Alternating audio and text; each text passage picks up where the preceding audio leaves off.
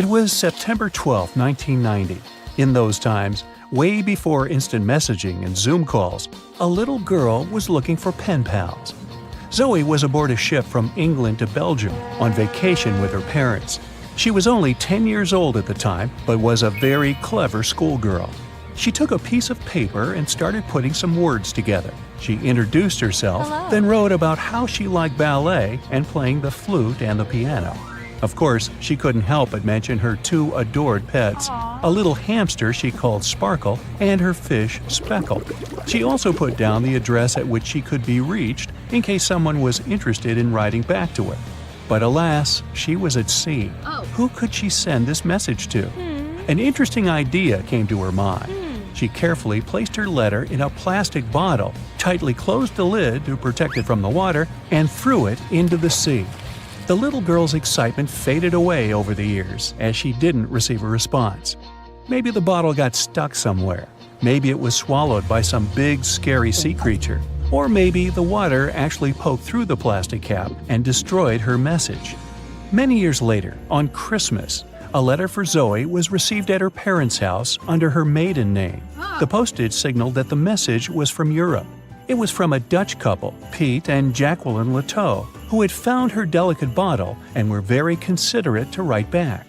They pointed out that they had found the letter among the debris thrown at the shore by the sea.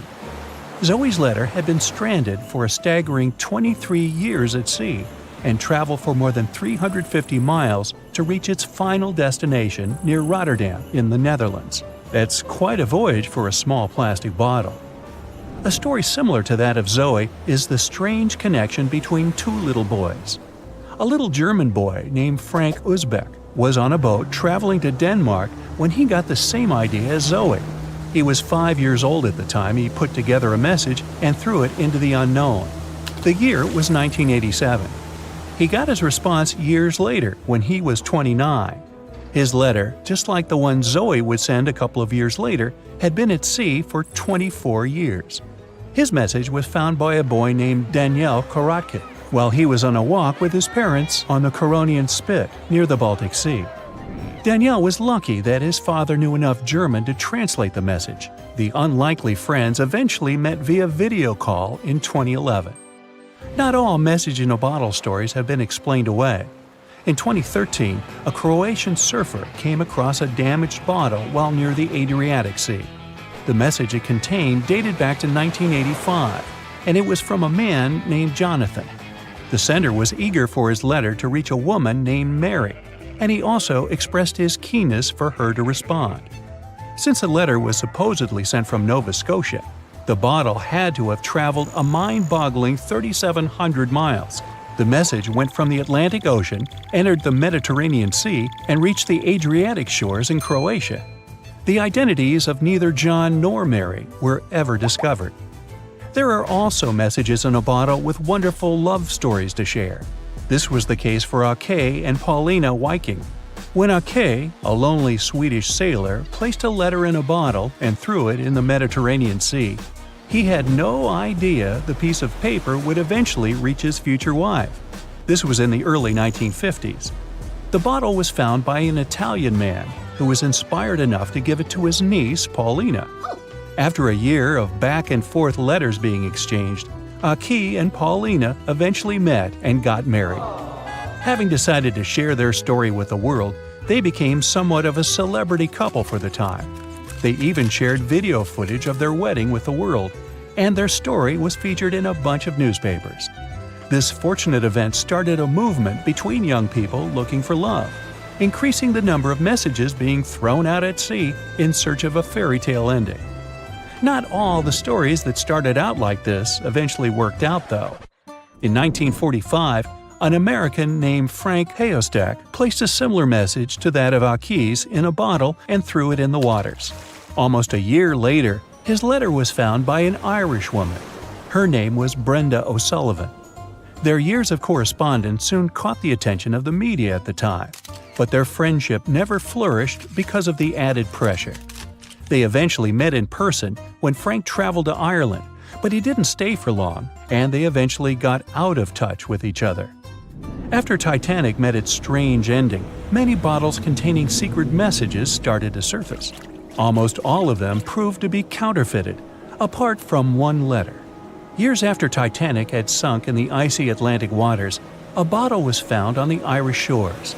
It was supposedly from a man named Jeremiah Burke, and to this day, it is considered to be the only genuine message in a bottle originating from Titanic. The piece of paper simply stated the sender's name and the location, the Titanic, accompanied by the word goodbye. Since the date has washed away, it's difficult to estimate whether the note was sent before or after the ship had hit the iceberg. The common understanding is, however, that since Jeremiah was looking to relocate to the U.S., he was merely sending his last symbolic regards to his family and friends back in Ireland. This simple way of meeting and sometimes corresponding with people has turned into a hobby for a man from a Canadian province named Prince Edward Island, located east of the U.S. state of Maine. This man, Harold Hackett, claims to have sent over 4,000 bottles into the Atlantic Ocean since 1996. He also claims to have received many responses from all over the world, including letters from people in Europe, like France and Germany, but also from the Bahamas or even Africa. This unlikely pastime earns him about 150 Christmas cards from his pen pals each year. To this day, he refuses to add his phone number to any of his letters. This way, he ensures that if people ever want to contact him, the only means of doing so is via a written letter. He's also studied the best times to send the messages in the water based on the direction of the winds and the currents. Now, some bottles spend a whole lifetime at sea after being cast away by their sender. It was the case for a British man that wrote a message and placed it into a bottle before throwing it in the English Channel in 1914. His name was Thomas Hughes, and he wanted to direct the message to his wife, but was polite enough to write a letter to whoever got their hands on the bottle first, asking them to redirect the piece of paper accordingly. The bottle didn't reach his wife, since it was found 85 years later on the Essex coast. The man that stumbled upon the bottle was kind enough to reach out to the family and place the message in possession of Thomas's daughter. And 85 years isn't the longest time for a small bottle to be cruising the waves. A scientist named Hunter Brown was studying currents in the North Sea when this idea came to his mind. He placed the same message in almost 2,000 bottles and requested the unlikely recipient that they write back with the location of their discovery. He thought this method would help him better understand the layout of the North Sea currents. A bottle was found about 11 miles from its original departing location after 97 years. To this day, more than 300 of the original bottles relating to Hunter Brown's project eventually made it to the shore. Not all of the messages that were found in bottles got replied to via physical letters. Oliver van de Walle threw a bottle containing a letter on the English coast while he was on vacation with his family. He was 14 at the time. 33 years later, a woman reached out on Facebook claiming she had gotten his message and tracked him down through his social media profile.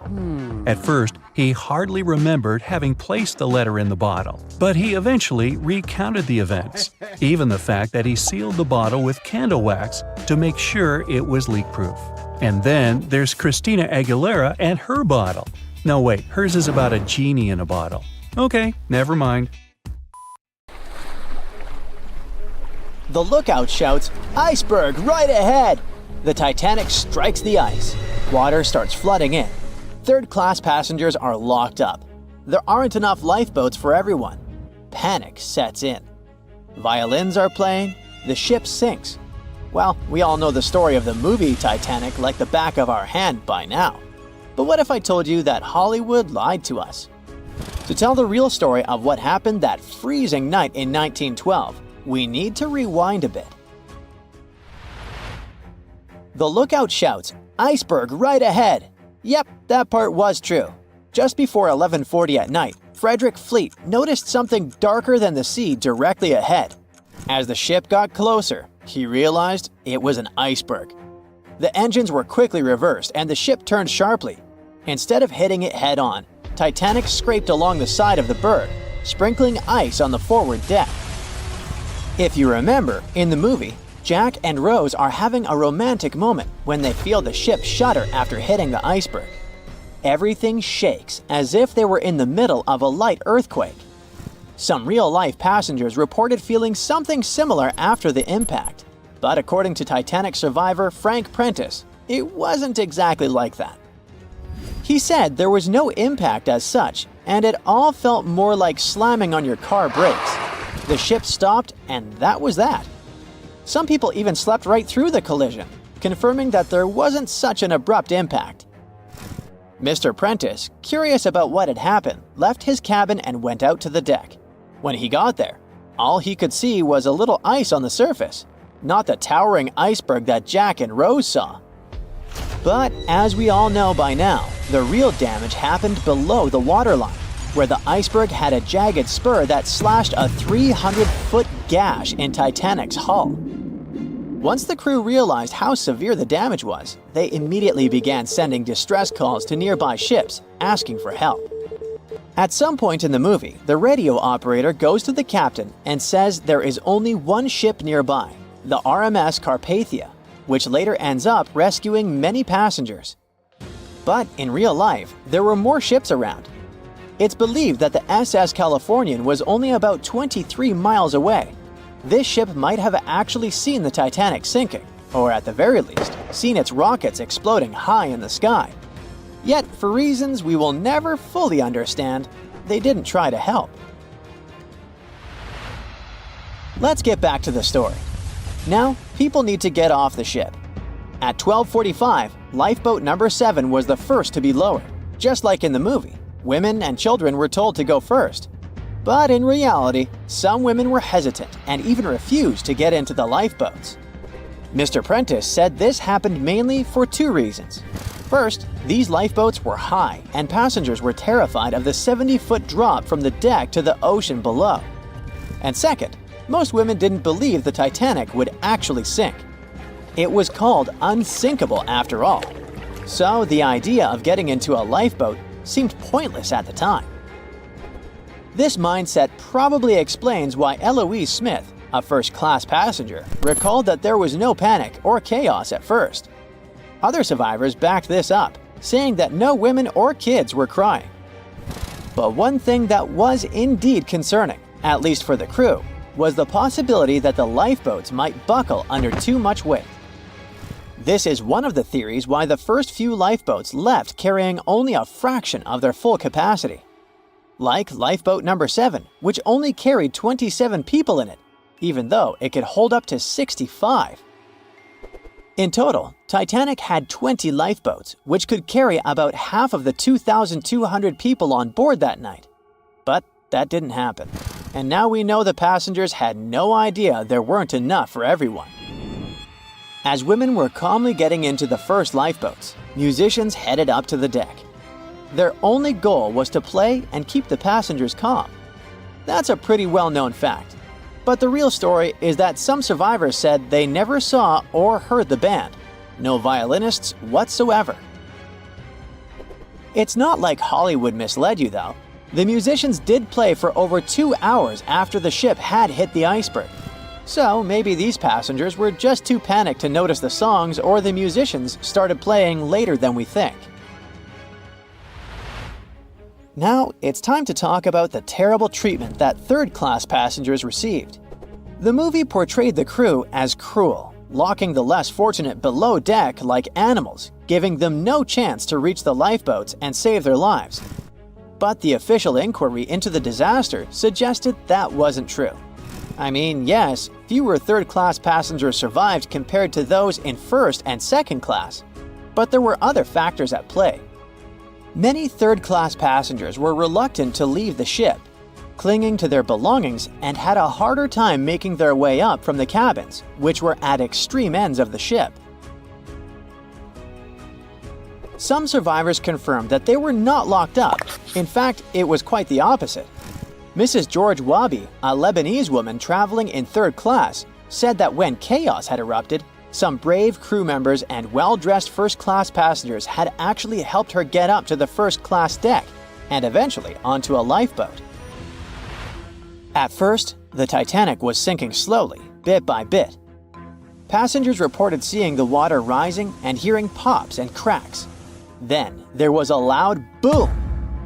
Some said there had been just one explosion, while others described it as a series of smaller explosions, which they'd thought had been the bulkheads giving way. And there's also a group of people who said they had only heard a rumbling sound. So not everyone agreed on the sound they had heard, but one thing is a fact. By 2:18 in the morning, the lights on Titanic went out, and the ship plunged into complete darkness. As the bow continued sinking, the stern rose out of the water, putting immense pressure on the middle of the ship. This caused the Titanic to break in two. In James Cameron's movie, this moment is pretty dramatic, with the ship sinking almost straight down into the water. But in reality, the break probably happened at a much lower angle, likely just below the waterline. Even so, it tilted enough that people couldn't stay on their feet and started sliding into the water. One interesting thing is that it wasn't until the wreckage was found in 1985 that it was finally confirmed the Titanic had broken apart. Up until then, survivors had given conflicting stories.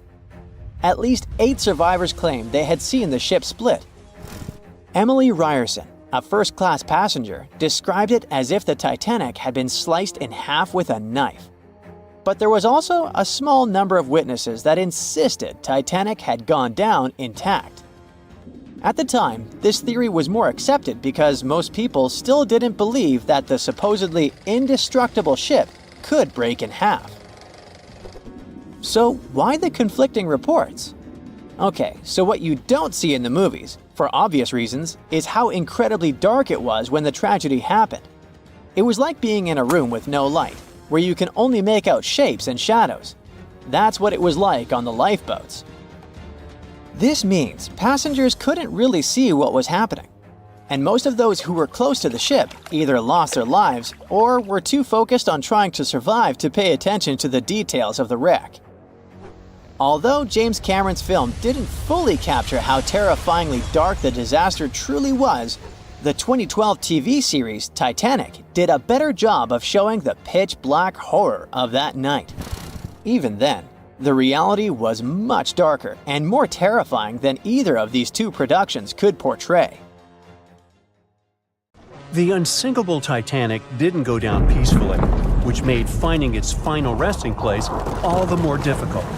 The world-famous RMS Titanic sank in 1912, but was only discovered in 1985 on a secret mission. Although people back in the early 1900s had the approximate location of where the Titanic was, they didn't have the right technology to find it. As it went under, the ship sent several CQD signals, standing for Come Quickly, Distress, to a nearby ship named Carpathia. Come at once, we have struck a berg. It's a CQD, old man, were some of the final words transmitted from the Marconi wireless on the ship. These Morse code messages were also what made the first research missions to the wreck possible. RMS Carpathia found the lifeboats filled with Titanic survivors, but the world also desperately wanted to see what became of the famous liner. Fast forward to 1953. That's when the first serious attempt to find the Titanic wreck happened. A man named Risdon Beasley tried using a loud eruptive device to locate the ship. It sounds weird, but there's science to back it up. When dynamite goes off, the waves from the detonation hit the bottom of the ocean floor. With the help of sonars, scientists would be able to locate if there was anything solid at the bottom of the ocean. But Beasley had no luck. Another 20 years would pass before oceanographer Robert Ballard would make his attempt to locate the Titanic. Ballard had a bit more luck than Beasley. Over the previous years, underwater technology had gotten more funding and so worked much better.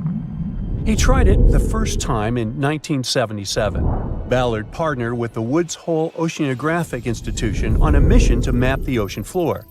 While the institute hired him to test out their new mapping technology, Ballard's intention was to go a little further and find the Titanic wreck. In the middle of this new technological ship, There was a hole that allowed for a long pipe to be extended into the water just above the ocean floor.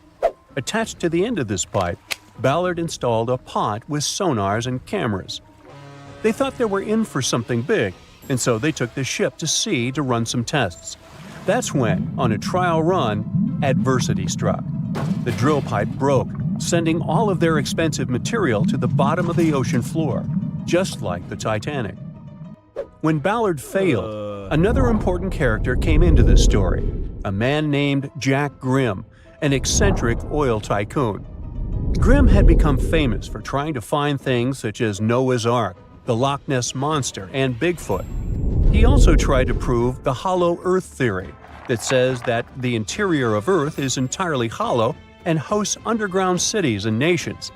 His search consisted of trying to find a large hole on the North Pole and thus venturing inside the hollow Earth. After his attempts failed, he set his eyes on the jewel liner that had sunk, the RMS Titanic. Grimm had the money, but he didn't have the know-how. So, as a billionaire, he made a big donation to Columbia University and asked in return to use some of their equipment.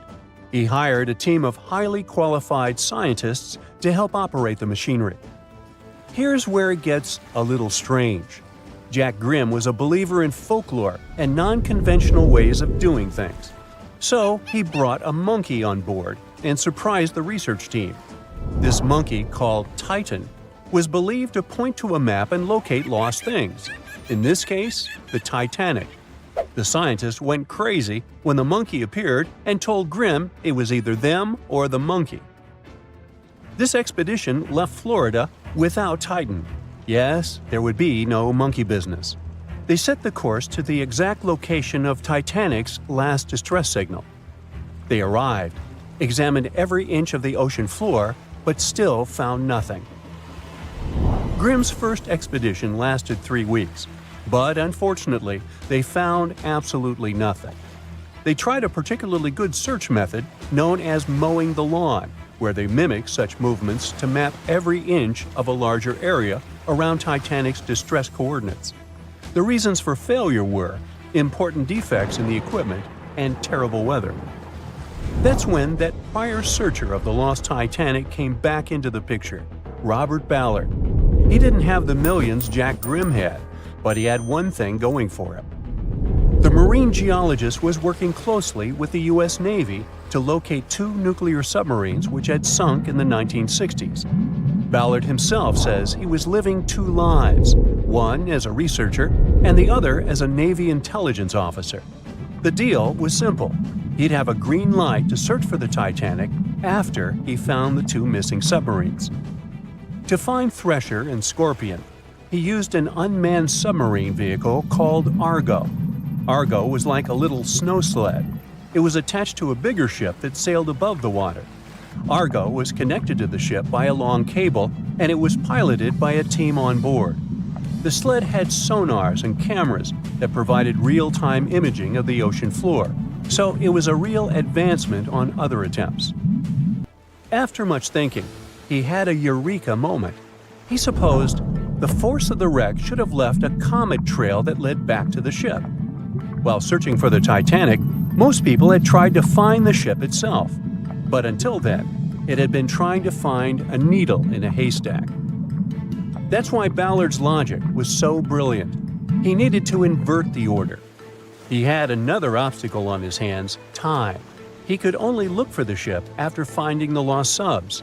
And by the time that happened, he had 12 days left. He teamed up with another scientist, and they applied the mowing the lawn method to map the ocean bed. Another important piece of information that most researchers left out was that there was a sea current moving south on the day of the disaster. This meant that the debris field should be south of the distress signal coordinates. To save time and resources, he would do a quick reconnaissance of the ocean floor, spacing lines more than 3 miles apart to look for debris fields.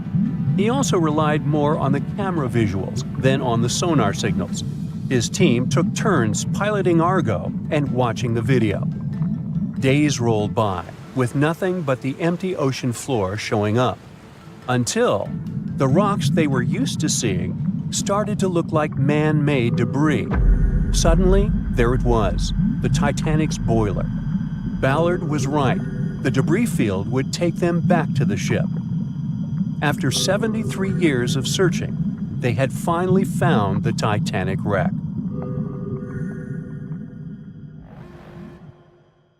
In the Titanic movie, you won't see any fumes above the fourth funnel of the legendary ocean liner, and it's not a mistake. Back in 1911, the year before the Dream ship's departure, large ships would mostly sail with 4 chimneys. They needed those to draw heat and fumes from their massive boilers. The Titanic was a real engineering gem that only needed 3 chimneys to function. So the 4th was added for balance and more impressive looks. The White Star Line thought the public would have been disappointed to see only 3 pipes on the greatest ship of all time. The Titanic's sister ships, the Olympic and the Britannic, also had 1 fake funnel each for the same reason. The dummy chimney wasn't completely useless and served for ventilation. It took out the fumes from the machine spaces in the lower decks and from one of the first-class general rooms. 1 big ventilation funnel, instead of several small ones, helped to declutter the upper decks and left more open space for passengers to enjoy their strolls. When Titanic went down, the funnels, each weighing 60 tons, went down with the rest of the ship. They were made extra tall to make sure the passengers weren't covered in the suit being ejected. Their height and weight let them stay in the upright position. The forward funnel, followed by the others, fell only when the ship went for the final dive. Those chimneys were much lighter than the bow, so they spread among other debris. The light material they were made of flattened once it hit the bottom, and the iron-eating bacteria living deep down took care of it later. The bow of Titanic remained intact when it hit the seabed, but the stern was completely mangled. When the famous ocean liner hit that iceberg, things got really messy. It took the future movie star a whole 2 hours and 40 minutes to submerge completely. The collision let water flood 6 out of 16 watertight compartments. As the water gushed into the starboard side, the ship started to tilt down in the front and a bit to the right. By midnight, the damaged compartments were spilling water into others, and it was chaos because these compartments were only watertight horizontally. Soon enough, water started flooding through the anchor chain holes, and by 2 a.m., the bow was sinking, and the stern's propellers were lifted out of the water. The ship kept flooding until the moment the bow went underwater, and the stern shot up almost 45 degrees. The weight of those massive propellers stressed the ship's midsection. The steel just couldn't handle it and failed. Survivors described that moment as some loud noise, like breaking china or falling gear. That was the Titanic's upper structure giving in. By 12 past 2 a.m., the bow and stern were only connected by the inner bottom structure. Minutes later, the bow, weighing almost 16,000 tons, broke loose from the stern. The stern rose sharply to an almost vertical position and started sinking slowly. By 2:20, it disappeared underwater. The bow was cruising down at about 13 miles per hour and had hit the ocean floor almost a half an hour before the stern. The 2 parts of the Titanic now lie 2,000 feet apart, pointing in different directions. The bow remained mostly intact, just covered in mud. The stern turned into a tangled wreck because of the implosions it went through during the descent. The air trapped within the structure just couldn't handle the increasing pressure of the water deep down. Signal rockets played a big part in the Titanic's tragedy. When a ship goes down, you're supposed to shoot up red flares to signal trouble. But someone decided to stock Titanic with white lights instead of the usual red ones. So when the ship smacked into that iceberg, the crew fired off white flares. The SS Californian was passing nearby, and his captain knew the Titanic was in a dangerous iceberg zone. The crew didn't spot the sinking Titanic, but they sure saw those white rockets. The radio between the ships was useless because the Californian's operator switched it off. The captain had a gut feeling something was off, so he flashed a Morse code light signal at Titanic. But he received no reply because the Titanic had already gone underwater. There was another ship, Samson, sailing alongside the Titanic. It had plenty of illegally hunted frozen seal meat from Canadian waters abroad, so it was sailing with lights off to remain unnoticed. When they saw the Titanic's white rockets, they thought it was the Coast Guard and zoomed away. Samson didn't have a radio, so they couldn't find out about the ongoing disaster. The crew got the news about Titanic only when they got to the coast of Iceland the following month. There have been many theories to explain the Titanic tragedy, and one of the recent ones says that there was a fire involved. An Irish journalist went full detective for decades, digging into the mystery, and stumbled upon a game-changer.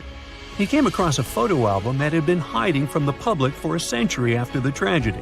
In the pictures, taken at the Harland and Wolff shipyard in Belfast, Northern Ireland, just over a week before the liner sailed, you can clearly see a massive 30-foot black spot on the ship's hull. Maloney researched the photos and eyewitness testimony from the time and claimed that a fire spontaneously broke out inside of one of Titanic's enormous coal bunkers. It was raging for a whole 3 weeks and messed with the metal, critically weakening a crucial segment of the ship's hull. Back then, most ships had just one hull, so it was the only skin the Titanic had. That's why the Iceberg managed to punch a hole through the ship so easily. If it hadn't been for the fire, the Titanic might have shrugged off that iceberg collision. The company operating the liner knew about the fire, but they decided to conceal that fact. They didn't want any negative stories in the press as they faced some serious competition in transatlantic voyages. The Titanic was sold out, so they stocked up on coal and made it sail. The moon might have also played a role in the sinking. Our satellite heavily affects tides on the Earth. The closer it is to our planet, the stronger the tides are because of the increasing gravity of the moon. Back in 1912, the moon was so close it made several glaciers in Greenland break apart. Massive chunks of ice that broke off from the glaciers started floating south. The supermoon event came just 6 minutes after a spring tide. During new and full moons, the alignment of the moon, the Earth, and the Sun makes their combined gravity reach its peak. And the day before, our planet had come the closest to the Sun that year, which made the gravity even stronger. This mixture of events created perfect conditions for one of the most powerful tides in history. It created the perfect conditions for the icebergs breaking off from Greenland's glaciers to move freely. Opponents of this theory say that the difference in tidal force wasn't actually that big, and it couldn't have been the main cause of the sinking. The iceberg tore down the side of the ship, leaving a huge opening in the hull. It wasn't a continuous rip, and damage was caused in several places. Some experts believe the ship would have survived the iceberg if it had hit head-on. The Titanic had watertight compartments designed to prevent flooding in case of a collision. Only the first 3 or 4 of these compartments would have been flooded.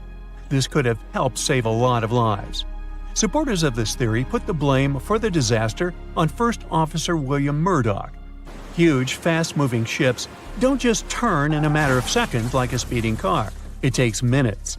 When Murdoch realized the collision was inevitable, he tried dodging left to avoid a direct hit. But despite his efforts, the ship still collided with the iceberg. You know the rest. It seems like we all cried watching the heartbreaking goodbye of Jack and Rose from the Titanic. Oops, spoiler, sorry. But the real-life stories from the sinking of the famous ship were no less touching. Joseph LaRoche was born in 1886 in Haiti to a wealthy family. He was growing up without a dad, but his mother was a self-made woman and a respected merchant. His uncle was the head of his country. Joseph was fluent in French, Creole, and English. At the age of 15, Joseph realized he wanted to become an engineer. There were no engineering schools in Haiti, so he moved to France to get his education. The journey took him a whopping 83 days. Still, in his student years, Joseph met Juliet in a suburb of Paris through a mentor. They soon became friends, and then it grew into something bigger. The couple decided to get married. There was only one problem. Joseph couldn't find a well-paid, qualified job even after completing his studies because of racial discrimination. The intelligent young man realized he could do better. Plus, he needed to provide for his growing family. His third kid was on the way. His uncle back in Haiti promised he'd help Joseph secure a job as a mathematics professor. His mother was overjoyed that her son and his family would be living in Haiti. She bought them first-class tickets for the French liner La France as a reunion gift. But that liner had really weird rules separating parents from their offspring for meals. The LaRoches didn't want to leave their youngsters and make them feel sad on a trip across the ocean. So they decided to trade their first-class tickets for La France for second-class tickets for RMS Titanic's maiden voyage. The Titanic was all the hype, and it didn't separate families, so it looked like a great deal. They planned to change for another ship in New York that would take them straight to their final destination in Haiti. The family boarded the Titanic on April 10, 1912, at Cherbourg. They had 3 days to enjoy the luxurious staterooms, a dining salon, a library, and 3 outdoor promenade decks available to second-class passengers. Juliet sent a letter to her father from Titanic's final stop in Queenston, Ireland. She told him they were more than happy with the accommodation. They had 2 bunks in their cabin and a couch that converted into a bed for their youngest family members. The family made friends with some nice co-passengers with whom they had traveled together from Paris. She thought they had been the only other French people on board, so they sat together for meals. Juliet mentioned they had all spent time together on the deck of the liner.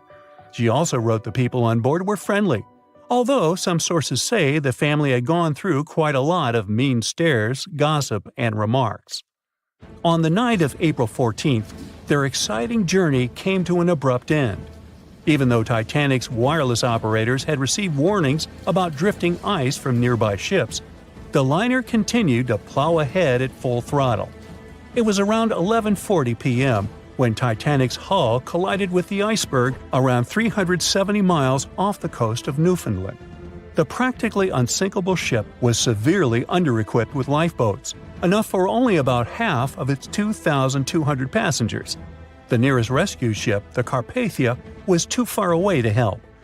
A steward woke up the LaRoche family and took them to the lifeboats, as Juliet remembered later. She couldn't speak any English, so everything that was going on seemed even scarier to her. A little after midnight, the crew received the order to give priority to women and children when boarding the lifeboats. Juliet later remembered a terrible panic had begun, as people had been pushing each other to get to the desired seat. At some point, she felt they had pulled away her older daughter and thrown her into the abyss. A moment later, she had joined her Simone in the same emptiness. So, pregnant Juliet and her 2 daughters got spots in Lifeboat 14. But they had to say goodbye to Joseph as the boat was being lowered into the sea. He wrapped his coat around Juliet, saying she'd need it, and promised to get in another lifeboat and see her and the little ones again in New York. The 25-year-old Joseph LaRoche didn't manage to stay true to his word. In a couple of hours, Titanic sank underwater, taking the lives of almost 1,500 people. Joseph was one of them. Juliet and the girls were among the 700 survivors who had been rescued by the Cunard liner Carpathia several hours later. Once they reached New York, they were looking through the crowds of people, hoping to see Joseph again. When it became obvious they wouldn't find him, it was time for them to decide what to do and where to go. Without any knowledge of English or money that had gone down with the ship, Juliet managed to survive in America only for 3 weeks, and then had no other choice but to go back to France. Joseph's uncle was no longer able to help them, as others had taken his life 4 months after the Titanic tragedy. In December 1912, Juliet gave birth to a son who she named Joseph after his father. For the rest of her life, she couldn't get over the loss of her beloved husband. That's why she didn't like to speak about what had happened on Titanic and told her children not to mention it. In 1995, a member of the Titanic Historical Society interviewed Louise, who was the last remaining LaRoche child and the last French survivor of the sinking. And that's when the world first heard about this heartbreaking story. It inspired some plays and articles, but it never got the same attention as the story of other passengers. You probably remember the elderly couple going down together in their bed on the Titanic. It was inspired by Isidor and Ida Strauss. They were both born in Germany and emigrated to the United States as kids. They met in New York and got married 5 years later. Isidor started a china and porcelain business with his brother that grew into the glassware department at Macy's and turned them into multimillionaires. Isidor and Ida were well known in New York, not only for their wealth and charity, but also for their love and devotion to each other. In 1912, the couple decided to run away from the New York winters and headed for Europe. By that time, they'd already been married for 40 years.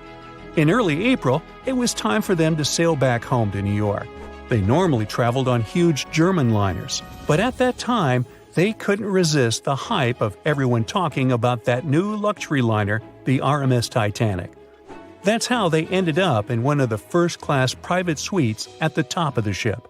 The Strauss couple spent their evenings dining in front of a live orchestra in a hall filled with fancy furniture and expensive wooden paneling. On the night of April 14th, they felt a slight tremor and then left their private suite and waited for instructions from the crew. They told the passengers not to lose their passes, as they'd need them when everyone got back on board. But the ship was going under. The Strauss couple were standing next to Lifeboat 8. Mr. Strauss, who was 67 at the time, was offered a seat with his wife because of his age. He refused it, saying he was not too old to sacrifice himself for a woman. He wanted to wait and make sure no women and kids were left behind. Ellen Bird, Ida's maid, hesitated before getting on the lifeboat, but Ida told her to go. She took the easy decision not to leave her husband on the sinking ship. Ida took off her beautiful mink coat and handed it to her shivering maid, saying she wouldn't be needing it anymore. Isidore didn't manage to convince her to save herself, so they stayed together till the end. Some of the surviving first-class passengers later remembered they had seen the couple standing peacefully on the deck, holding hands, just waiting. It was 11:39 at night when the Titanic's lookout shouted, "Iceberg, right ahead!" Swift action on the bridge to reduce speed and change the ship's course didn't help, and you already know how the story ends. Since then, we've regarded what happened to Titanic as a once-in-a-lifetime event. Is it though? The Titanic sank in 1912. Forget about fancy GPSs or weather satellites. At the time, ships were responsible for warning each other about the location of icebergs, like a "hey man, trust me on this" situation. Then the Titanic disaster happened. To call it a disaster is an understatement, so specialists felt the need to form an organization to avoid this kind of accident happening again. That's why, a year later, they created the International Ice Patrol, or IIP for short. Up to this day, this group has been responsible for giving ships advanced warnings about ice threats. IIP improved their methods over the years, from ship reports and aircraft patrols to satellite images. Recently, they've also been using oceanographic buoys, floating devices providing real-time information about ocean conditions up to 164 feet below the surface to predict the potential drift of icebergs. Luckily, IIP is doing an excellent job in reducing ship iceberg collisions. But don't get too comfortable, because even the most advanced detection equipment can't entirely avoid an unfortunate situation. Between 1980 and 2005, there were 57 incidents involving vessels and icebergs. And the chilling truth is that today's ships are more likely to run into an iceberg than the Titanic was. Studies have shown that 1,038 icebergs crossed the area where the Titanic sank back in 1912. You might think that's a lot, but scientists say it's not really a big deal. I mean, yeah, it's on the higher side, but there have been 14 years with even more iceberg activity since then. Nowadays, the number of icebergs is going up due to the accelerated melting of Greenland's glaciers. And since more ships are heading into polar waters, the chances of ships bumping into icebergs are higher. But the real danger for captains is invisible enemies, called growlers and bergy bits. Growlers are these small icebergs that can be the size of a regular door. And bergy bits are also considered small, measuring around the size of a school bus. These icebergs might seem harmless, but they're actually tricky since they can be completely invisible to radars or satellites. Let's see what happens when a modern cruise ship as big as the Titanic hits one of these small icebergs. Meet the Norwegian Sun, a luxurious cruise ship like Titanic, as it has the capacity to accommodate 2,400 passengers and more than 900 crew members. On July 2022, This cruise ship was on its way to Hubbard Glacier in Alaska when it found itself in the middle of a dense fog. Suddenly, passengers felt an impact and were terrified as the ship experienced a severe jolt. The fog immediately cleared and they realized what had happened.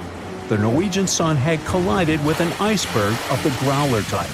But the outcome was entirely different from Titanic. Thankfully, there were no injuries, and both the passengers and staff reached the Alaskan docks safely.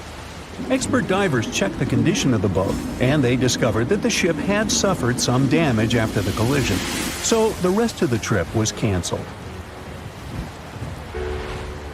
Now don't stress about packing for your next trip across the Atlantic because accidents like the one with the Norwegian Sun are really rare. I mean, it's common for ships to encounter ice, but what's unusual is for it to be a problem. Most modern cruise ships wouldn't get physically damaged by an iceberg, and there's a reason for that. You see, the steel used in the Titanic also played a significant role in the disaster. The unsinkable ship, after all, was not so impact-resistant. Back then, the Titanic's hull was constructed using around 2,000 steel plates, which are believed to have been produced in an open hearth furnace. As a result, the steel contained a high concentration of phosphorus, oxygen, and sulfur. High levels of these elements make steel brittle at low temperatures, causing it to fail upon impact.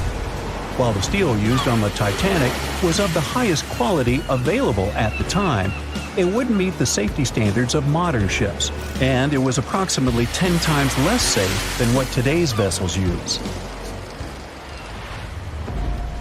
But the most significant difference between the design of the Titanic and a modern ship lies in how the hull is put together. You see, the Titanic was built using over 3 million rivets for its hull and upper deck structure. So, when it struck the iceberg, the rivets started a chain reaction, causing the entire section of the hull to collapse simultaneously, causing an uncontrollable flood of water. In contrast, modern ships use a method called submerged arc welding, which fuses the edges of metal pieces together, creating a strong and continuous bond. This is safer because if any part of the ship gets damaged, the tear doesn't spread, making things worse. The damage remains contained within that section. Okay, so small icebergs are becoming more common, and vessels have been adapted to deal with them. But there's still one more scenario to consider. What if a huge cruise ship hit an iceberg the size of a 5-story building? Imagine we've just created the world's largest cruise ship on the planet. Let's call it the Bright Seaside. Our floating resort is massive, 4 times the size of the Statue of Liberty. It's longer than the Titanic by 318 feet and carries about 3 times more passengers and crew. And just like the Titanic, our fictional ship can cruise at a top speed of around 23 knots. Now, picture this scenario. The Bright Seaside is cruising at full speed in freezing waters. It's the middle of the night, and the captain doesn't realize that all the iceberg detecting equipment on board isn't functioning. It stopped working 3 days ago. It's very foggy out there, and the lookout also fails to spot a 45-foot tall iceberg. If that whole situation played out, and the ship smacked into the iceberg head-on, well, it could potentially lead to a sinking. But you can see how unlikely that is, right? That's why experts are quite confident in saying that ice isn't likely to sink modern cruise ships. It's also worth mentioning that safety measures have improved a lot since Titanic. A modern large vessel can take days to sink, which provides enough time to keep everyone safe. Crews are definitely better prepared to handle evacuation procedures, and passengers should also go through safety training before cruising. I know, it is annoying to do that when all you want to do is drink a lemonade or some other beverage by the pool. But, all these safety tips are what saved the MS Explorer from becoming a modern Titanic.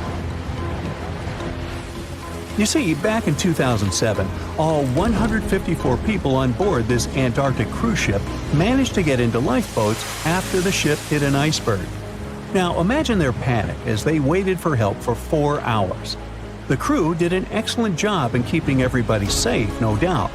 But a report that came out 2 years later said that the MS Explorer accident had happened, because of the inexperience of the captain, who had pushed the ship too fast into a wall of ice in the freezing waters of Antarctica. That means that no matter how much tech a ship's got or how fancy its materials are, if you've got a careless captain and a crew that doesn't know how to handle an iceberg hit, yep, a disaster similar to Titanic could happen again. But hey, you shouldn't stress over it.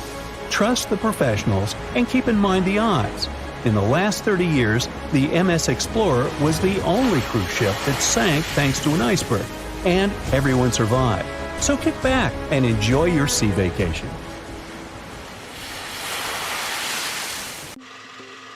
We know Titanic from so many stories, even a movie, but now we have its first full-sized digital scan. And nope, it's not like those models from before, where we mostly imagined what the ship was supposed to be like. This time we got a real digital scan. A team of experts really mapped the deep-sea floor around the Titanic together with the ship itself. We basically got a 3D view of the entire wreck, which is like going deep down beneath the ocean's surface and seeing Titanic as if all the water has been drained away. So, the story of the wreck started in 1985, 73 years after the Titanic went down. The explorer named Robert Ballard stumbled upon it somewhere between two submarines that also went down in that area. He was actually on a different task back then, so he didn't even have time to explore the ship properly. But as he was searching for the submarines, he realized how ocean currents affect sinking debris. He noticed the heaviest object sank quickly and left a trail of debris behind, the trail that followed the currents. Using this knowledge, Ballard made a hypothesis the Titanic had broken in two and left a debris trail as it sank. Before he found the wreck, everyone thought the ship just went down in one piece after hitting an iceberg. So everyone knew where the ship was so the adventure could start, or not. It was hard to explore it. The ship is enormous, and the dark depths of the ocean make it really difficult to capture its whole body in one go. So we mostly relied on glimpses of the decaying ship, and had to settle with teasing scattered parts of the whole picture and filling it up with speculations and stories. But in the summer of 2022, we finally got something different.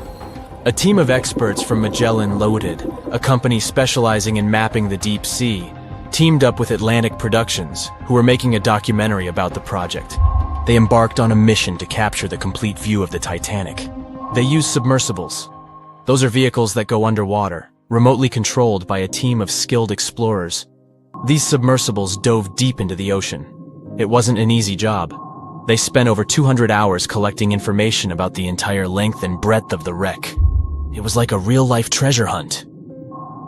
But instead of finding gold and jewels, they took something even more precious. Over 700,000 images of the Titanic from every angle possible. Yup, they took photos of every tiny part of the ship, even the not-so-interesting bits most of us would usually skip. Even mapping the muddy parts was an important part, because it helped fill in the gaps between the more exciting things they discovered. And this was a way for all of us to finally get a detailed 3D reconstruction. Even though it's been more than 100 years, you can still recognize the bow of the Titanic, covered in rust that hangs down like stalactites.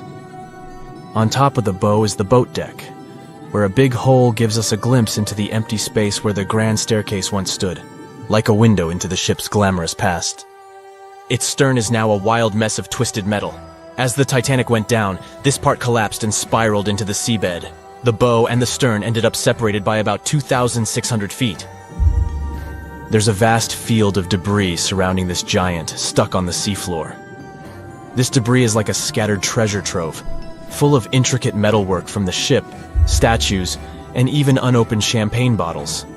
There are also personal belongings that went down together with the ship, like dozens of shoes resting across the seafloor. It was a tough task to do, go down and take all those pictures. It may not sound that hard at first, considering it was the vehicle that really immersed itself into such deep parts of the ocean, not the people. But studying the ocean is hard. We haven't explored, mapped, or even seen over 80% of it. The conditions are harsh, and the pressure becomes more intense the deeper you go. And their vehicle had to dive down to nearly 13,120 feet below the surface. That's like 12 Eiffel Towers stacked on top of each other. Plus, you have strong currents in that area, so it was probably like trying to navigate through a watery maze. And submersibles weren't supposed to touch anything. Even the slightest wrong step can damage the wreck that was already so fragile. It seems like the Titanic is frozen in time, so it will always be there waiting for us. But in reality, it's slowly disappearing. It's pretty obvious that the ocean water ruined it considering how long it has been down there. But it's not just that. The wreck itself has become a home for a specific type of bacteria Halomonas titanicae that even got named after the famous ship. These bacteria have a special ability. They can survive inside rusty formations known as rusticles. They kind of look like icicles, those spikes of ice that form when water falls from something and freezes. These bacteria have a taste for iron, which is abundant in the ship's hull. For them, it's like a real buffet down there. And as time goes by, these bacteria will keep eating away at the iron in the ship, bit by bit, until one day the feast comes to an end and the whole ship is gone. It's like a slow but steady recycling process. So this 3D model we got because of the hardworking team and technology comes at the best time because we never know how much time we have left with exploring the famous wreck. This time we might even understand the collision with the iceberg better. You know how movies always show the Titanic hitting the iceberg on its right side? Well, we can't even be certain about that. The scans could help us figure out if the ship actually grounded on the iceberg, like getting stuck on it. We can study the stern and analyze how the Titanic struck the seafloor. That will also help us understand what really happened during the sinking. Maybe we'll get a chance to discover if there was really a strong fire that sealed the fate of the Titanic. One theory says that the coal fire had been raging for a whole 3 weeks before the ship even took its first and last trip. And this could have made its hull weaker, which means most of the work was done. The iceberg just delivered the final blow. If there even was an iceberg, as some people wonder. There's an alternative theory they suggested where the Titanic may have actually hit a hidden mass of pack ice instead of a typical iceberg. Pack ice is made up of large sheets of ice that float near the ocean's surface and can be difficult to spot. They believe this pack ice might have drifted into the Atlantic from the Arctic Ocean. According to one professional mariner, Captain L.M. Collins, that stands up with that idea. If the Titanic had struck a regular iceberg, the ship would have sunk much more quickly than it did. And since the Titanic managed to stay on the surface for a relatively long period of time, less than 3 hours, maybe this was a different type of collision. The mariner also said there are differences in what people said they saw when the Titanic sank. He thinks these differences might be because of optical illusions. In this case, when people were looking at the ocean that night, the way the light was reflecting and the conditions at sea might have made things appear closer or distorted. So when they saw something in the water, it might not have been exactly what they thought it was. Whether it was an iceberg or something else. Binoculars might have helped the crew members to spot the potential danger, but unfortunately, they didn't have any. It appears they were locked inside a cabinet, and no one knew where the key was. Bet you never heard this story about the Titanic. So, this massive luxury ocean liner was heading out of Southampton on its first voyage to New York with over 2,000 passengers and crew on board. I'll spare you the details for now. You know how it all went down. Since there were a lot of things that went wrong during its short lifespan, some couldn't help but wonder, was it really bad luck? Or was there some mysterious force behind the ruckus? Well, for starters, right as it was leaving the harbor, the Titanic nearly crashed into another ship, called the SS New York. How did that happen? Well, 6 tugboats had to pull the massive Titanic into the river to begin its journey. Captain Smith was in charge, but let's be honest, he probably needed a few more cups of coffee before making any big decisions. So, as the Titanic was speeding along, minding her own business, she passed the New York and the Oceanic ships. The Titanic decided to make a left turn, but the suction was just too much for the poor New York. She started to drift off towards the Titanic. The Oceanic was leaning so much, her gangplank smacked into the water like a belly flop in the pool. Thankfully, the captain of one of the tugboats was there to save the day. He used his trusty megaphone to call the Vulcan to the port side of the Titanic to pick up some crew members. He then noticed the New York in trouble and acted quickly, throwing a line to slow her down. The Titanic's captain was probably scratching his head, wondering how to handle these big ships like the Titanic. That's because he'd only recently experienced sailing on larger ships. Close one, right? Well, it was just part of the story. As it turns out, the huge list of misfortunes might have started even earlier. Another theory suggests that during the ship's construction days in Northern Ireland, a fire broke out in the coal bunkers. Talk about a rocky start. If this information is correct, then the ship's hull may have been affected by the incident before it even set sail. Fans of this theory argue that a fire popped up inside one of the Titanic's large coal bunkers and really damaged an important segment of the ship's hull. Some claim there's even photographic evidence to back this up. A bunch of photos documenting how the ship was made and pampered for its maiden voyage were found, and they showed a significant black streak on the outside of the Titanic's hull. Weirdly enough, the streak was really close to where the iceberg hit during that cold April. Now I know what you're thinking. This theory might sound far-fetched, but most of these people have been gathering information about the Titanic for decades, and they're convinced that this is the real deal. They even believe that the fire started way earlier than the day the Titanic set out on its maiden voyage, particularly about 3 weeks prior. Why was this overlooked? Well, because of fear of bad press, mostly. Also, because of all the fuss created around the unsinkable ship, it was important that they stuck to the initial calendar. Of course, not everyone is convinced by this new theory. Some people think it's just another wacky idea to add to the long list of Titanic sensational theories. What if I told you there were even rumors about part of an ancient Egyptian coffin being on board? Could that have had something to do with the disastrous ending of the Titanic? Some truly believe it did. Let me tell you the story about the unlucky mummy. It's a tale that'll give you goosebumps. Back in the 19th century, this ancient Egyptian artifact, a mummy case lid to be exact, was brought over to Europe. And as soon as it arrived, strange things started happening. Now, some of the stories may be a bit exaggerated, but according to journalists, some of them were actually true. The rumors sparked the interest of a British writer who later spent months investigating the mummy case and its alleged related stories. He was planning to write an article debunking the myths, but he found out they were all too real. Unfortunately, he never got to finish his work because he passed away suddenly. Others believed that the mummy case was guarded by Egyptian elementals. They warned others not to mess with the artifact.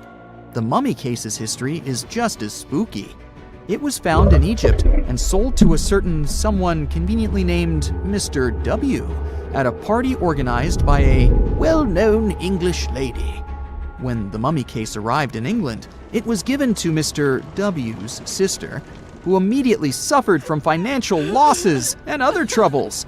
A photographer who took a picture of the case claimed that he captured a living woman's face on the film.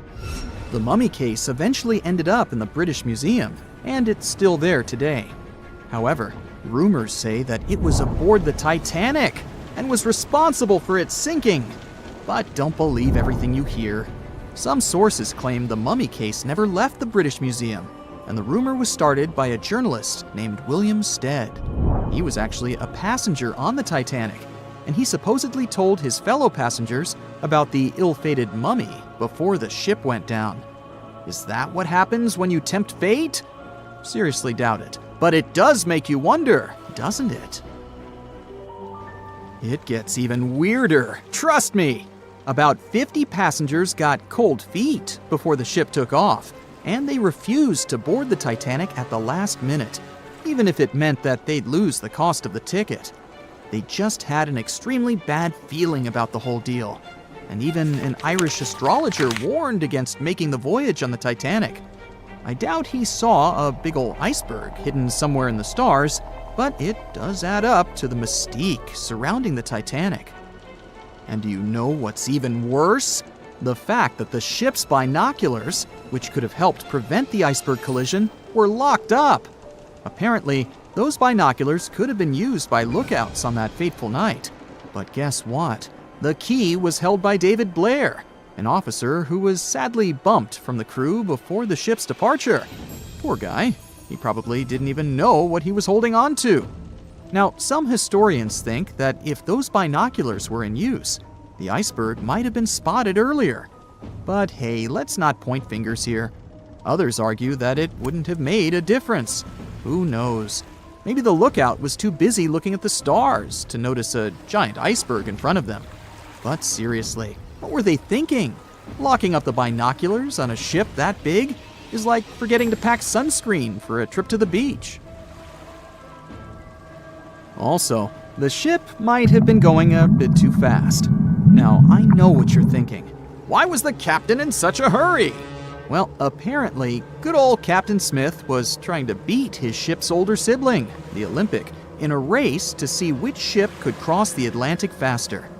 I guess he had a bit of a sibling rivalry going on or something. But here's the thing. Even though there were warnings about icebergs in the area, the Titanic just kept on chugging along at full speed ahead. I mean, come on, guys, it's not rocket science. If you know there are icebergs around, maybe slow down a little bit, right? And then, close to midnight on April 14th, 1912, the Titanic hit that iceberg and sank in the North Atlantic. It also famously had a mere 16 lifeboats and 4 collapsible dinghies on board. No wonder it ended up being one of the worst maritime disasters in modern history. After the whole event, people started believing in life beyond the veil and contacted mediums, hoping for signs from the ones they had lost at sea. Can't say I blame them, though there's no verified story of someone managing to contact a Titanic passenger from the beyond, though. If I asked you to name the most famous shipwreck of all time, you'd go with the Titanic, right? The Atlantic Ocean, the hope for new life, heartbreaking love stories. It had it all to become a blockbuster. But I guess you've never heard of SS Princess Alice that submerged in the sewage of the River Thames, taking between 600 and 700 lives with it. Life in 19th century Victorian London wasn't easy, especially for working class folks. Affordable public transport and bank holidays made it a bit easier. The people could escape to the coast on a train or pleasure boat, even if it was just for a day. Sheerness on the Isle of Sheppey in Kent started as a fort under Henry VIII and then grew into a bustling town with a dockyard. When they added a railway station in 1863, it became a prime destination for day trippers and holidaymakers. Seaside promenades, charming piers, and a whole bunch of fun stuff to do by the sea. It had it all. A bit inland along the River Thames, you had the Rocherville Gardens. These gardens had archery lawns, bowls, mazes, lakes, cliff walks, and even a floral bazaar. Plus, there was an aviary, a bear pit, and a skeleton of a lost whale that had taken a wrong turn in the Thames. Londoners of the late 19th century could hop on a train or cruise along the Thames by boat, and both options were pretty popular. But on the 3rd of September, 1878, way more people than usual opted for the boat. They chose it over the railroad after a passenger train had collided with goods wagons in Kent, taking the lives of 5 people. The river felt like a safer way to go. One of the ships available for the trip was the SS Princess Alice.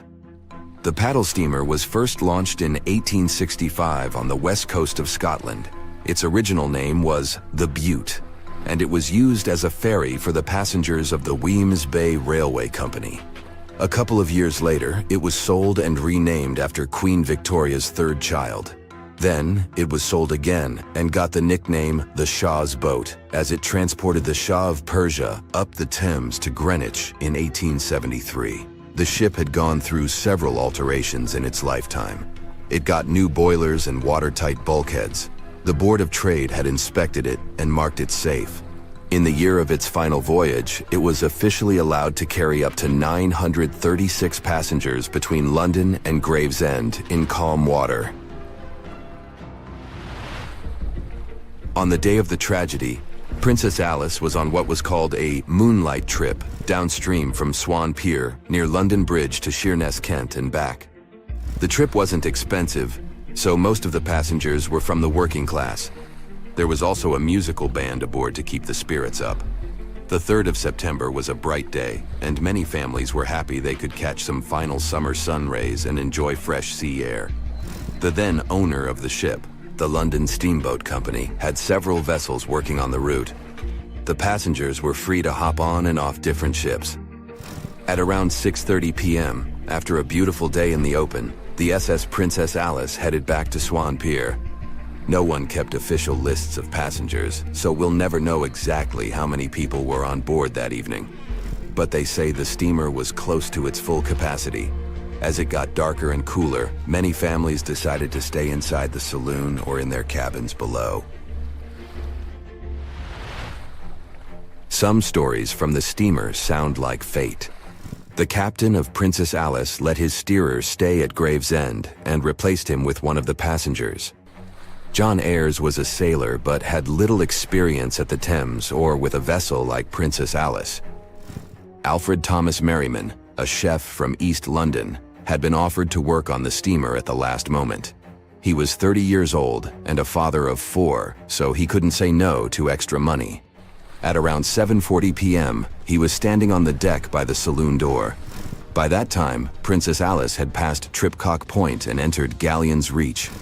The passengers could see the North Woolwich Pier in the distance. Many of them planned to disembark at that stop. And that's when Merriman noticed a huge ship carrying coal. It was Bywell Castle. This vessel normally carried coal to Africa, but it had just been repainted at a dry dock. Bywell Castle was going to Newcastle to pick up some coal and transport it to Alexandria, Egypt. The ship's captain, Harrison, wasn't too familiar with these waters, so he called in Christopher Dix, a seasoned Thames River pilot, to lend a hand, even though he didn't have to. The ship had a fancy raised forward part below the deck, and Dix couldn't quite see what was in front of him. So, they had a sailor on lookout duty.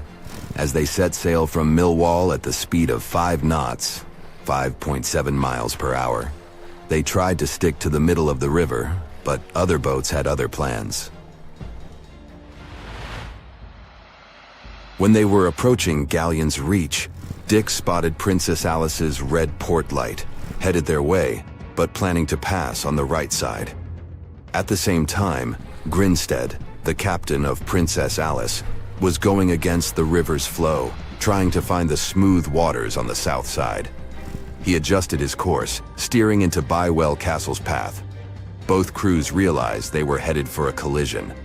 Dix tried to steer clear and even ordered reverse full speed on the engines, but it was too late. The Bywell Castle collided head-on with the Princess Alice, which was much smaller, weighing less than a third of the 890-ton coal-carrying collier. It sliced the passenger steamer in two. As Merriman remembered later, laughter on board immediately changed into screaming and panic. Some people rushed to the bridge for safety. Merriman hurried to the captain, asking what to do next. The captain's response was grim. "We are sinking fast. Do your best." The ends of the steamer went high into the air, and the middle just sank, taking passengers with it. Those unfortunate ones who were below deck were tragically trapped. The impact caused tons of untreated sewage to gush from outlets near the collision site. The water became a frothy mess of unprocessed waste with a horrible odor. It was potent enough to make even the most resilient sailors retch.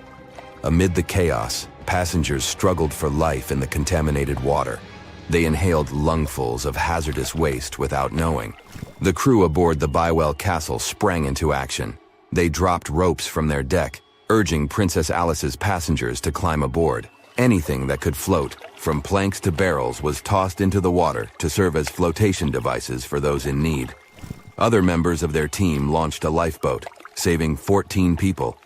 Nearby boats, moored along the riverbanks, joined the mission, plucking survivors from the water. Many of Princess Alice's passengers didn't know how to swim, and it was even trickier for ladies wearing long, heavy dresses. Merriman was among the lucky ones who could swim. He first held on to a piece of wreckage, and then, when others got to it, swam away and caught onto a rope hanging over the side of the Bywell Castle. They managed to save around 130 people this way. Another survivor was Robert Haynes, who played in the Princess Alice band. He was fond of ships and had noticed the Bywell Castle a couple of minutes before the collision. He chose not to follow the rest of the band, who went downstairs for a break, and that saved his life. Princess Alice's sister ship, Duke of Teck, arrived 10 minutes too late to assist with the rescue efforts. Only 2 people who had been below deck or in the saloon managed to survive the collision. We still don't know the total count of lives taken on that day, but it's somewhere between 650 and 700. And what makes this story even more tragic is that it has been mostly forgotten. "I'll never let go, Jack. I'll never let go," said Rose. Then she did let go, and the whole movie theater burst into tears. It happened when Titanic came out in 1997. Alright, who am I kidding? It's really hard not to cry when you watch this scene for the 10th, 20th, and 50th time almost 30 years later. But did this great love story happen in real life? Or did James Cameron just invent it for some good drama? As much as I don't want to disappoint you, Jack and Rose never fell in love on board the real Titanic. There was a real Jay Dawson on the luxurious ocean liner, but he was a crew member, and his full name was Joseph. The real-life inspiration for Rose was the American artist Beatrice Wood. James Cameron came across her biography while he was working on the first draft of the script and decided to bring her love for art and family background into the story. It doesn't mean that the movie is completely off when it comes to historical accuracy, though. The unsinkable ship that sank departed from Southampton, England to New York and was 400 miles south of Newfoundland on April 14th when crew members noticed the iceberg. The contact with it lasted 37 seconds, precisely as long as the corresponding scene in the movie. Remember this guy, Thomas Andrews, who was wandering around with a small notebook and pencil? He was the real ship designer. Andrews was quite talented at what he did and had worked on many successful projects before the Titanic. He would normally travel on the ships he designed during the maiden voyage to make sure everything was going smoothly. He boarded the Titanic as one of the first-class passengers and was taking notes all the time. After the unfortunate rendezvous with an iceberg, Andrews was seen inspecting the flooded parts of the ship with Captain Smith. According to his sad forecast, the Titanic would have gone down in about 2 hours. One of the stewards claimed that he had seen Thomas Andrews moments before the sinking. He chose not to leave the Titanic and didn't put on his life belt. No one had seen him ever since. Another memorable moment from the movie is a boy playing on one of the decks with his spinning top. This was an accurate recreation of a real photo that was taken on board the Titanic on April 11, 1912. The passengers in the photo are first-class passengers Frederick Spedden and his 6-year-old son Douglas. The family was going back home to America after traveling around Algeria. When the evacuation of passengers began, Spedden's nurse told him they were going to see the stars. They say he had successfully slept through the entire drama and woke up safe and sound in a lifeboat the following morning. His father had also survived the sinking. Sadly, an automobile accident took the life of Douglas just 3 years later. One of Titanic's most charismatic ladies, both on the screen and in real life, got her nickname Unsinkable Molly Brown for a good reason. Several witnesses remembered she was, indeed, trying to persuade others in her lifeboat to go back and save more lives, just like in that heartbreaking scene from the movie. When Carpathia came to the rescue of the surviving Titanic passengers, Margaret Brown was helping lower-class survivors and involved her fellow first-class passengers in the process. Once they all got on solid ground, Brown organized a survivors committee. She awarded the captain of the Carpathia for rescuing so many people and was really upset she hadn't been allowed to testify at the Titanic hearings because she was a woman. You won't see any fumes above the 4th pipe of the ship in the movie. It's not a technical mistake. The Titanic, indeed, had it only for more impressive looks and didn't really need that pipe. Back in 1911, the year before our hero's departure, large ships would mostly sail with 4 chimneys. They needed those to draw heat and fumes from their massive boilers. The Titanic was a real engineering gem that only needed 3 chimneys to function. So the 4th was added for balance.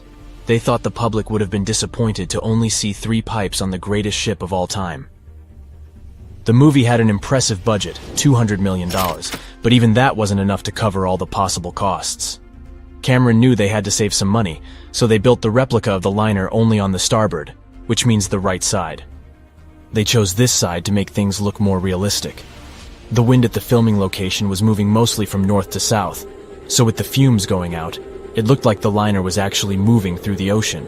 But if you remember one of the first scenes with the Titanic departing from Southampton and people waving, you'll understand why the crew had a problem with it. The real ship was docked at the port, or left side, there. They found a brilliant solution and just flipped the scene horizontally to make it look real. The letters and buttons on costumes were reversed, and actors walked in the opposite direction for everything to be changed in post-production.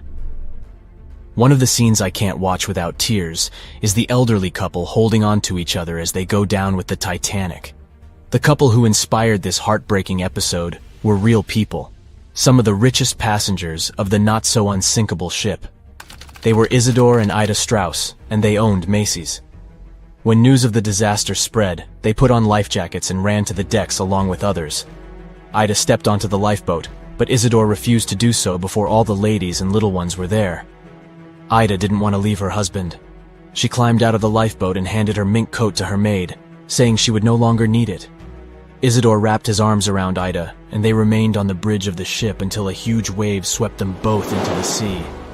So the bed scene wasn't that accurate, and James Cameron later admitted he had taken some license as a director.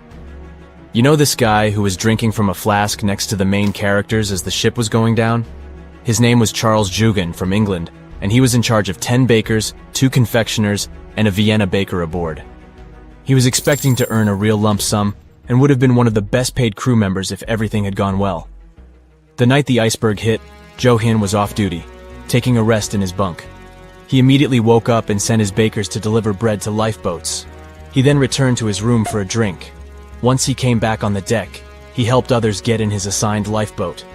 There was no more room for Charles inside, so he ended up on the outside of the rails of the ship.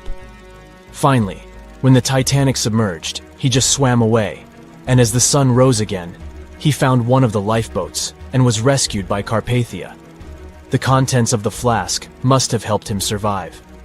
The well-dressed man who decided to stay on the Titanic forever was American businessman Benjamin Guggenheim.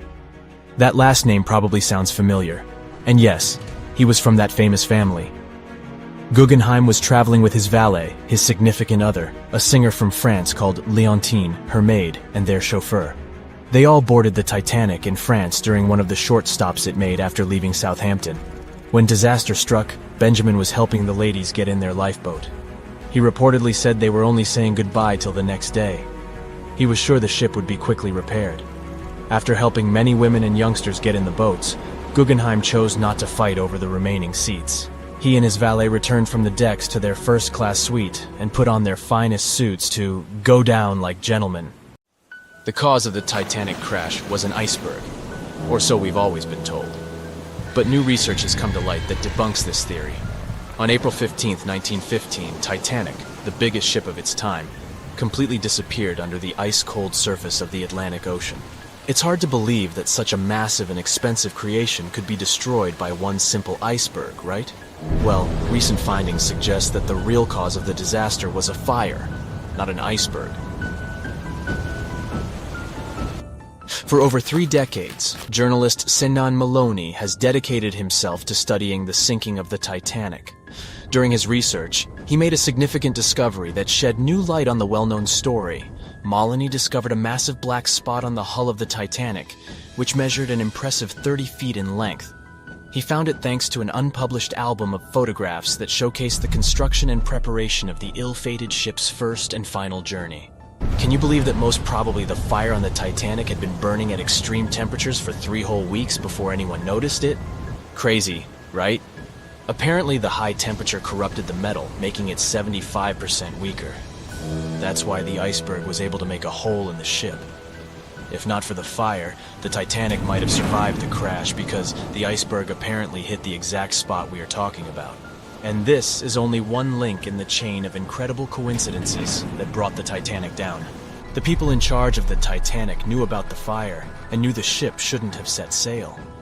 But they didn't want to go bankrupt and cancel the trip, especially since there was a coal shortage due to miners being on strike. The trip was already sold out, and there were no alternatives. Other ships canceled their trips due to low demand. Everyone wanted to board the Titanic, so the management bought up all the coal they could find, even from other ships, and set off. It was all about making money. To hide the truth, they turned the ship's hull so that the marks weren't visible from the dock and faced the sea. This way, the passengers wouldn't see them. Here's another sad twist in the Titanic's story. Back then, there weren't any sonar systems to detect danger, so specially trained people had to watch out for threats using binoculars. But the binoculars on the Titanic were locked away in a special compartment, and the only person with the key, Second Officer David Blair, was replaced last minute before the ship took off. He forgot to hand the key over to his replacement. This mistake wasn't discovered until 3 days later when the ship was already at sea. If they had the binoculars, they might have seen the iceberg in time and avoided the crash. But even if they had the binoculars, they might not have been able to avoid the crash because the Titanic was going faster than it was supposed to. They were behind schedule and didn't want to ruin the ship's reputation, so they were going way beyond the speed limits the ship's construction could sustain. One of the biggest mistakes made on the Titanic was the decision to not include enough lifeboats. Even though the ship needed around 60 of them to contain all the passengers, it was only equipped with 20. The designer, Alexander Carlisle, had initially planned for 48 lifeboats, but this number was reduced for aesthetic purposes. Apparently, having too many lifeboats would have made the deck look too cluttered. These 20 boats were only able to hold a third of the passengers on board, which was not nearly enough to save everyone in the event of an emergency. What's even more shocking is that this number of lifeboats was technically legal at the time. Regulations for lifeboats were based on the tonnage of the ship, not the number of passengers. This means that even though the Titanic was carrying thousands of people, it still met the legal requirements for lifeboat capacity. Another serious mistake made by the crew was the decision to cancel the lifeboat drill scheduled for the day of the disaster. Lifeboat drills were standard practice on ocean liners at the time, but for no apparent reason, Captain Edward John Smith chose to cancel it. This meant that passengers were not prepared for an emergency, and the crew was not adequately trained to handle the situation. When the ship hit the iceberg, chaos ensued, and it took over half an hour to launch the lifeboats instead of the usual 10 minutes. Some folks put the blame on Captain Smith for the fact that the first set of lifeboats left partially empty. The very first lifeboat, which had seats for 65 people, only carried 27 passengers. There is an objective reason for this. At the beginning, people were reluctant to abandon the ship and didn't understand the gravity of their situation. In 2012, researchers uncovered that Captain Smith failed his initial navigation exam. Although he eventually passed, some people wonder if this could have played a role in the disaster. During the Titanic's final moments, the crew attempted to send out distress signals to nearby ships, including the Californian. However, the Californian failed to respond to the flares shot into the sky, and the captain ultimately lost his job as a result of this negligence. However, recent research has exonerated the captain and proved his innocence. It turns out that light refraction, caused by layers of cold air below warmer air, created mirages that distorted the signals from the Titanic. This phenomenon had been observed by other ships sailing in the area and is now believed to be the reason why the lookouts on the Titanic missed the iceberg completely. Historian Tim Malton supports this theory and has further contributed to our understanding of this event. It's unfortunate that the captain of the Californian lost his job due to circumstances beyond his control, but it's better late than never that his reputation is cleared. Whatever the reason for Titanic's crash was, it still keeps the minds of scientists busy to this day. But let's see what the buzz was all about. What made the Titanic so famous and unique? The Titanic was massive, standing at 175 feet tall and nearly 900 feet long. The ship was so enormous that even the officers took over 2 weeks to memorize all the decks and passageways. You could be walking miles along its corridors. The construction cost of the ship was a whopping $7,500,000, which would be equivalent to about $166 million in the mid-2010 ES, due to inflation. Interestingly, the production cost of the Titanic movie in 1997 was even higher at $200 million. Building the Titanic was no small feat, and it required a labor force of 3,000 men who worked 6 days a week for 26 months. The job was difficult and dangerous. and workers had to complete tasks at the height of a 20-story building without safety ropes. Nevertheless, they were paid a competitive wage of £2 a week, which was considered good pay at the time. The inside of the Titanic was inspired by the luxurious Ritz Hotel in London. The most impressive feature of the ship's interior was the grand staircase, which extended through 7 of the ship's 10 decks. The staircase was adorned with ornate paintings, bronze cherubs, and oak paneling. The first-class passengers had access to an impressive array of facilities, including a heated swimming pool, Turkish bath, gym, squash court, beauty salon, and even a stylist to help them prepare for dinner. First-class passengers on the Titanic were pampered to an extraordinary extent. They had their own onboard newspaper, the Atlantic Daily Bulletin, and even their dogs were taken care of with a special area where they could be fed, walked, and trained during the voyage. The first-class meals were a grand affair, with 13 courses and a different wine for each course. These dinners could last up to 5 hours, and they were certainly something to look forward to. With such opulence and luxury on board, it's not surprising that so many people were eager to take the first trip on the Titanic.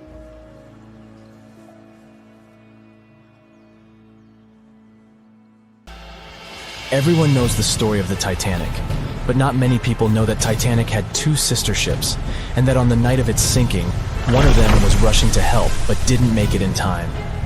Bad luck seemed to follow the trio of ships, but each one of them had glorious moments that live in the minds of those who sailed in them. Keep on watching to discover a story of awe, ingenuity, and ill fate.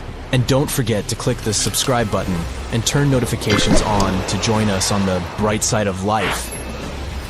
You know how the iceberg hit the Titanic, how the band played to the end, and how the whole tragedy unfolded, but before it happened, it would have seemed an impossibility for such a ship to meet the end it did. None of that could have been foreseen by White Star Line, the company who built the Titanic, who had high hopes for what the unsinkable ship and its sister ships, the Britannic and the Olympic, would accomplish. The Olympic was the first of the trio to make sail on June 11, 1911, heading towards New York. The sheer size of it would wow the crowds. The Olympic's maiden voyage went without incident, and a crowd of 8,000 people in New York got to explore its luxurious accommodations while it was docked there. There were high expectations for the massive ship, but just around 2 months later, the Olympic crashed with the HMS Hawk. The Hawk got the brunt of the damage, as the bow was left flat as a pancake. After the crash, the Olympic made its way slowly back to Belfast, where the Titanic was being constructed. On the dock, people could see the 2 enormous ships side by side, as parts of the Titanic were used to put the Olympic back in shape. A rare sight to behold. And on April 14, 1912, the Titanic hit an iceberg, and minutes later, the crew radioed nearby ships for help. That night, the Olympic was returning from New York when it received the distress signal. The ship turned around and rushed at full speed towards the Titanic, but they were so far away that they would have arrived next night. At some point during the early hours of April 15, 1912, the crew of the Olympic decided they wouldn't make it in time and stopped course. The survivors of the Titanic were eventually rescued by the Carpathia. Olympic was set up with lifeboats for all crew and passengers after the Titanic sank. It went from having 20 lifeboats to 64. Changes were also made to the watertight bulkheads, and an extra hull to construct a type of double hull was installed. It was determined that a double hull would have kept the Titanic from sinking. For several years, Olympic was used in the war effort against Germany. Throughout the years, Olympic carried over 200,000 passengers, which included thousands of Americans fleeing from Europe and troops battling during World War I. One of the most significant moments for this ship was when it struck a German submarine and sank it. It was discovered that the submarine was preparing to fire a torpedo on the Olympic before Olympic rammed it. The Olympic ended up sailing the seas for 3 decades, which earned her the nickname of the Old Reliable, despite some previous accidents. It went on to help the survivors on the HMS Audacious when it was sinking, and do what it couldn't for its sister, Titanic. Eventually, bad luck caught up with the Olympic. The ship crashed with the Nantucket Lightship, and the crash signaled the beginning of the end. Beaten up, and after years of service, the Olympic was demolished and scrapped for parts. The old Reliable saw many years of service and thousands of passengers, but the Britannic's journey was shorter-lived. When the Titanic sank, White Star Line was faced with a problem since they already had another enormous ship in the works. White Star Line began construction on the HMHS Britannic on November 30th, 1911, around 4 months before the Titanic sank. Although the Britannic was the youngest of the trio of ships, having been constructed last, it was also the biggest. They intended to name it Gigantic, but after the Titanic's disaster, they changed the name to Britannic, since they considered it to be a lucky name. With the Titanic sinking, the White Star Line underwent rigorous investigation, and many changes were made to the Britannic's design. The Britannic looked very similar to the Titanic, and it had what was at the time the largest marine turbine in the world, able to reach faster speeds than the Olympic. With Titanic's fate fresh in their minds, everything possible was done to ensure the safety of this newer ship. The Britannic was eventually launched on February 26, 1914, almost 2 years after Titanic met its end. After the Titanic's disaster, the White Star Line wanted the Britannic to redeem their name. The Britannic was on its way to becoming a successful ship. It transported passengers for over a year and a half when the British government requisitioned it and turned it into a hospital ship during the beginning of World War I. The ship became an even more impressive sight to look at. It was painted all white, with enormous red crosses on its side to indicate it was a hospital ship. One of the ship's surgeons, Dr. J.T.H. Beaumont, thought of it as the most wonderful hospital ship that ever sailed the seas. It could treat as many as 3,309 patients at once. This is how the Britannic became His Majesty's Hospital Ship, or HMHS Britannic. Though the sight of this magnificent ship must have put a smile on a wounded soldier's face or two, the Britannic didn't operate for long. Just a year after it was turned into a hospital ship, the Britannic was making its way through the Aegean Sea to pick up wounded soldiers, when it was struck by a loud explosion. The passengers didn't know what had happened, but headed to the deck to disembark. It is unclear what hit the Britannic, but the general consensus is that it was struck by a mine left by a German U-boat, though some still believe a torpedo hit it. The captain tried to move the ship to a beach close by, but the ship was sinking fast. In the desperation, against the captain's orders, several crew members launched lifeboats and disembarked. But since the ship was moving and the propellers working, the lifeboats were sucked and destroyed by the propellers. Though so much effort had gone in to ensure the Britannic was safer than the Titanic, whatever explosion occurred left the Britannic in the same dire condition as the Titanic in just 10 minutes. In a cruel twist of fate, it also sank in the ocean. Unlike Titanic's enormous death toll, only 30 people perished in the sinking of the Britannic, and over 1,000 survived. So many people survived because the accident happened in the morning, when the temperature of the water was warmer and the Greek island Kea was close by to offer help. In the end, the Britannic only sailed the seas for over 2.5 years. The bad luck that followed the Titanic and the Britannic and the accidents and demise of the Olympic was remarkable. But what was most impressive is that there was a woman who sailed on all 3 ships and survived. Violet Jessup was a crew member and nurse aboard the ships. She was there when the Olympic collided with the HMS Hawk in 1911 and disembarked safely. 2 years later, she escaped the sinking of the Titanic in lifeboat number 16, and she showed some women it was safe to board the lifeboats. You'd imagine that would be enough to keep her from ever getting on a boat again, but not for her. A few years later, she served as a nurse in the Britannic while it was used as a hospital ship. When the explosion occurred, Violet jumped overboard, was pulled under by the water, and hit her head on the keel but survived. Can you imagine her experience? She must have had nerves of steel. All in all, the trio of ships saw journeys of triumph and tragedy. Ill fate might have followed them, but all the survivors were left with incredible stories to tell. So tell us, Brightsiders, would you have liked to have seen any of these ships in real life? Let us know in the comments section. Don't forget to give this video a like, share it with your friends, and click subscribe to stay on the bright side. The Royal Mail Ship, or RMS Titanic, easily the most famous steamship in history, was once the symbol of luxury and dreams that promised to come true. It took 3 years and 3,000 people to construct it. On April 10, 1912, the brand-new ocean liner greeted its passengers with the smell of fresh varnish, paint, and newly sawn wood. Back then, they still used lead for the production of paint and linseed oil as a binder, so that smell must have been powerful. When it was fully operational, the giant vessel consumed around 850 tons of coal per day, and the passengers would also smell its fumes. Another odor that must have filled the Titanic's decks, at least the first-class ones, was the new scent by the famous French perfume house Guerlain. It was released earlier in the same year and quickly became a hit with the well-off ladies. The perfume that you can still buy today is a mix of violets and iris with creamy vanilla.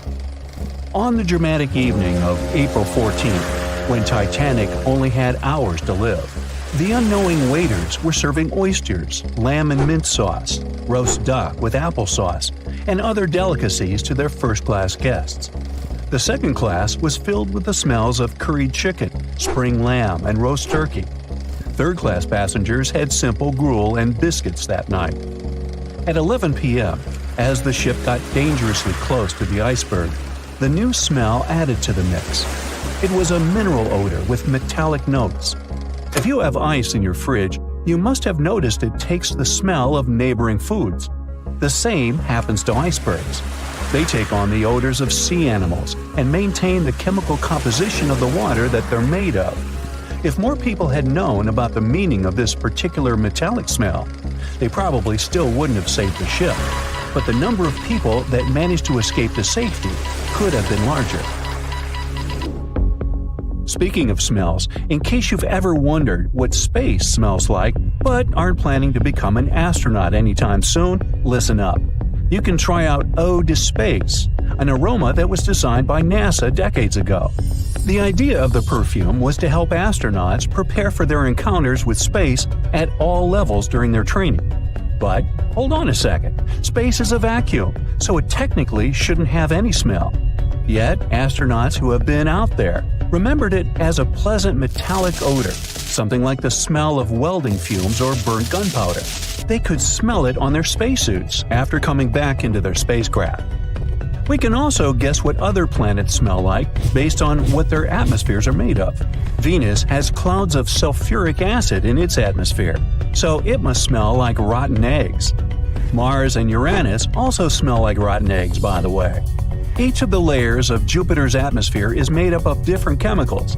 That's why it smells different depending on where you are. Some layers would greet you with a yummy aroma of bitter almonds or marzipan, and others, closer to the top, smell like cleaning products.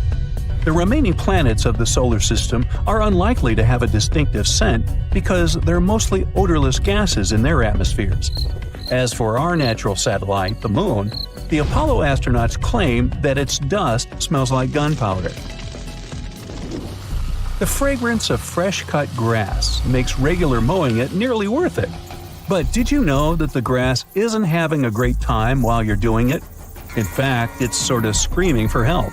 And because grass can't scream out loud, it expresses discomfort by releasing a mix of smelly, volatile molecules. It does it to protect itself from insects. Caterpillars and other similar creatures just love to munch on sugary plant snacks. When you mow the grass, it releases jasmonic acid, among other things. It's sort of a signal to parasitic wasps that there is a caterpillar available. These creatures deal with the grass's offenders, and it can keep growing happily ever after. From the point of view of the grass, mowing is not much different from an insect attack, so it protects itself the best way it can. The rain has an easy-to-recognize powerful smell, also known as petrichor. But where does it come from? Turns out some plants secrete oils during drought. The rocks and soil accumulate those oils compounds, and when the raindrops hit, they mix with water and release into the air. Sometimes these oils combine with chemicals produced by bacteria living in the soil. The result of this cooperation is a musky odor you can smell in the woods or in your garden when you turn over the wet soil. Ozone also adds to the smell of rain, especially after thunderstorms. It happens when a lightning bolt's electrical charge splits oxygen and nitrogen molecules in the atmosphere, and they later recombine into ozone. One theory says we enjoy the aroma of rain so much because it's imprinted in our brains. Different cultures have always associated rain with something positive. and we could have inherited that perception. Now, chocolate fans, of which I am one, this is for you. There are flowers that smell exactly like your favorite tree. It's a product of a tropical plant after all, and since it's impossible to recreate the exact magical scent chocolate has in a perfume, you can plant some chocolate flowers, also known as the green eye lyra leaves, in your garden. These flowers look like daisies with yellow petals around a deep red center. When you pick its petals, the flower releases the delicious smell we all love so much. The leaves and branches of the plant also have the same fragrance. Now, in case I got you interested, you can find the flower in dry soils of Arizona, Texas, Colorado, and other states with similar climates. It blooms all year, and the aroma is strongest on warm days.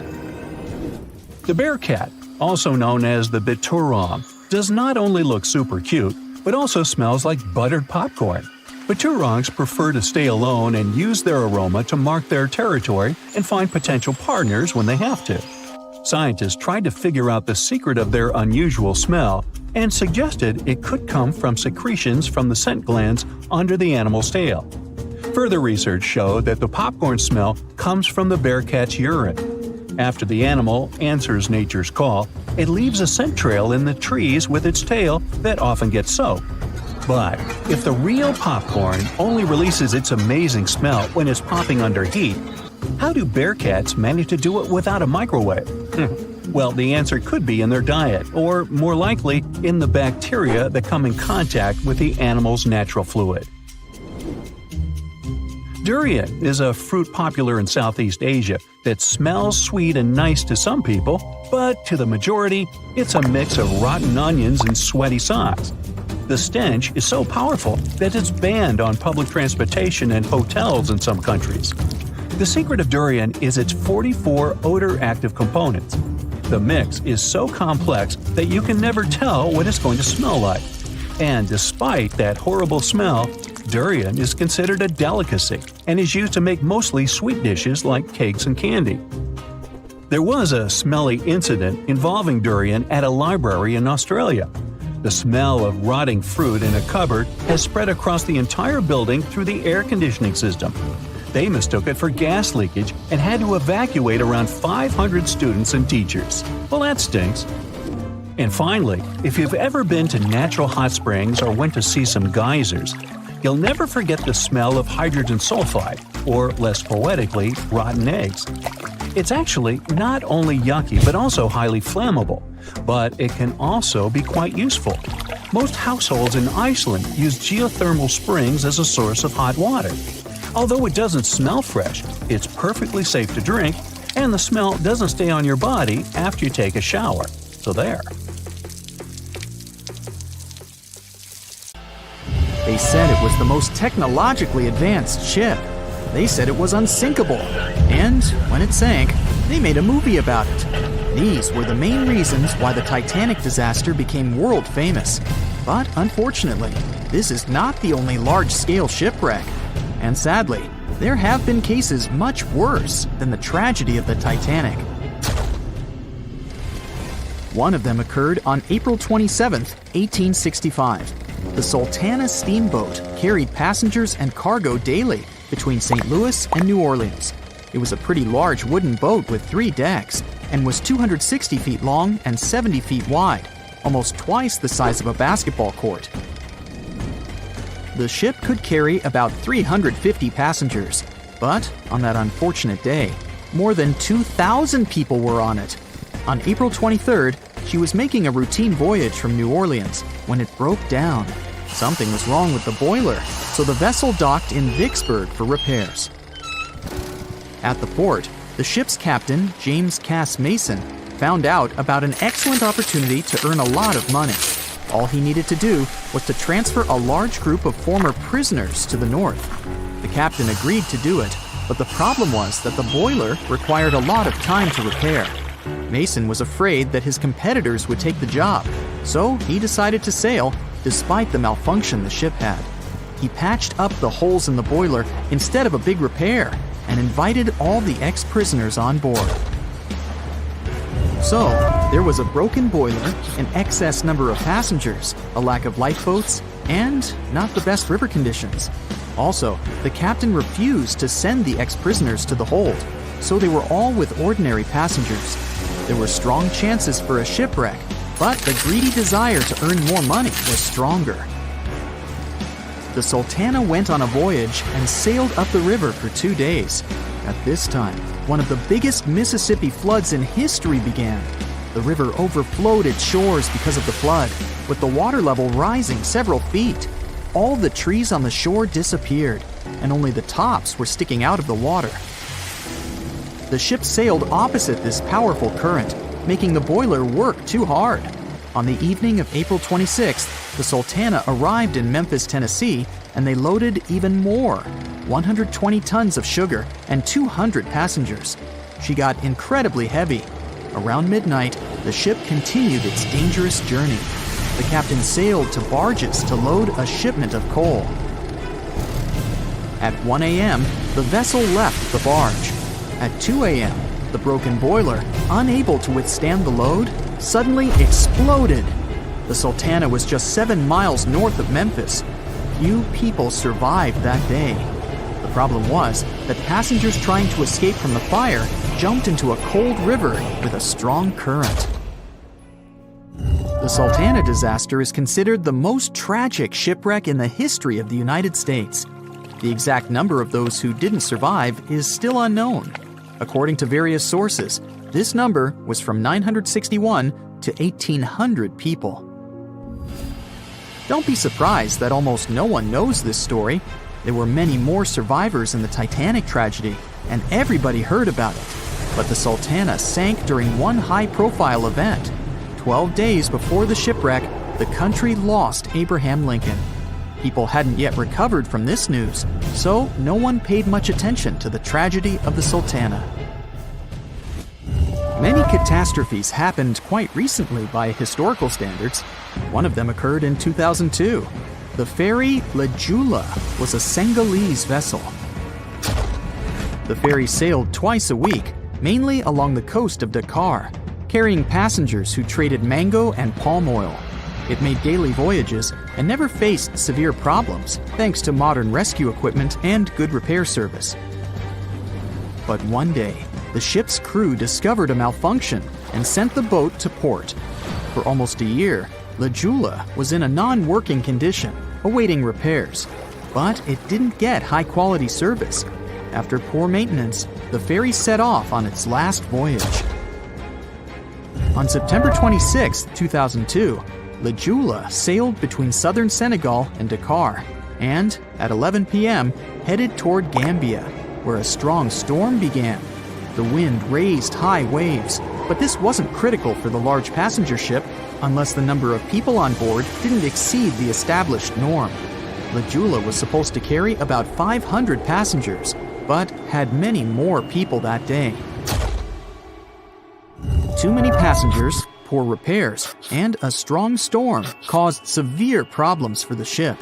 But the main factor in the shipwreck was that Joola was only built for sailing in coastal waters, but that day, it sailed far from the shore. Big waves started rocking the boat, and at some point, it just turned upside down. The ship's deck went underwater, and its lower part stuck above the surface like an iceberg. All the passengers sitting in cabins fell on the ceiling and lost their orientation in space. There were no holes or damage in the ship's hull, and water flooded the lower decks for a long time. The vessel stood in a twisted position for several hours. Then, the boat began to sink when the water seeped through the deck and hold. The ocean was warm, but no one came to save the passengers. People had to wait almost 4 days to be rescued. Unfortunately, only a few managed to survive. The Philippines is a very dangerous area for ships. This place consists of several thousand islands and a vast area with shallow water. Ships can run aground and damage the hull with reefs and pitfalls. On September 20th, 1987, one of the most terrible disasters in navigation history occurred there. a Philippine passenger ferry called Dona Paz left one of the islands and sailed toward Manila. The sun was shining, the ocean was calm, and the visibility was good. But for some reason, the crew members didn't notice how the tanker Vector was approaching them. The two ships collided at low speed. The collision wasn't strong, but the problem was that the Vector had tons of oil on board, and the Dona Paz crashed into the cargo hold where that oil was stored. So it spilled all over the ocean, and then a spark slipped through. Not only did the two ships catch fire, but also filled with water. Both ships sank in a matter of seconds. Only a few dozen people survived that disaster. On September 27, 1854, the passenger ship Arctic sailed from Liverpool to New York. The fog came rolling down, and visibility got really bad. Another boat appeared out of the thick white haze, the French steamer Vesta. The ships were close enough to each other that a collision was inevitable. The French vessel was smaller, so it seemed to the Arctic's captain that Vesta had received a lot of damage. And while he was staring at the other ship, his boat got quickly filled with water. The captain gave the order to sail to the shore as fast as possible, but the ship's engines stopped working because of the flood. Then the ship's crew started to lower lifeboats with women and kids. Still, when rescuers found lifeboats with people, it turned out that only 87 out of 400 people survived, 65 crew members and 22 passengers. Surprisingly, there were only grown men among them.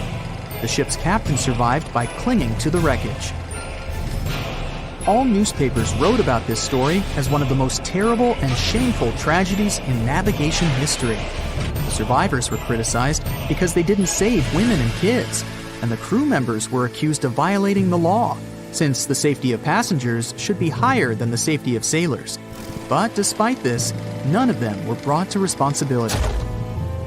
Unfortunately, shipwrecks still occur to this day, but fortunately, there are fewer of them than before, thanks to modern navigation systems and radar.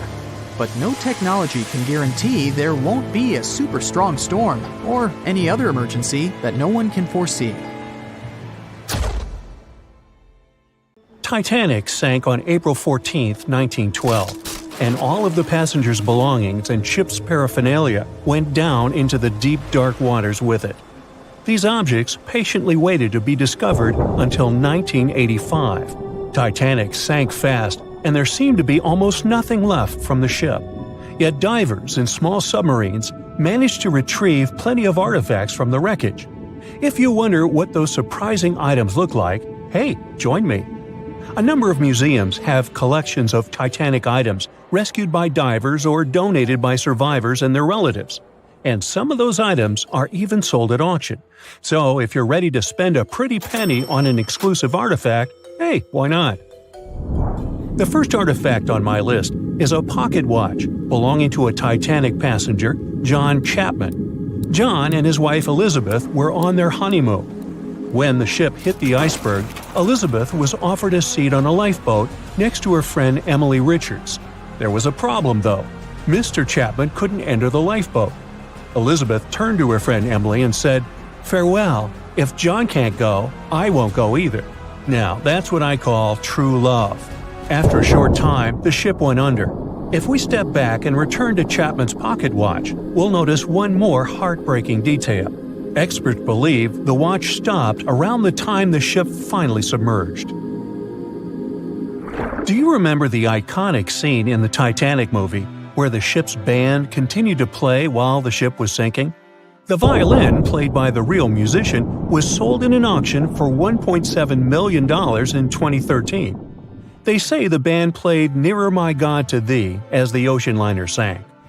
Since we started talking about the band, we might as well shed light on a piece of music found on the ship. It was the song "Put Your Arms Around Me, Honey." Considering the fact that paper gets ruined almost instantly when it meets with water, it's a miracle to see those documents. Another saved paper document is the lunch menu.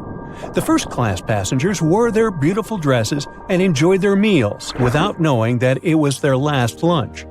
This unique item was auctioned for $122,000.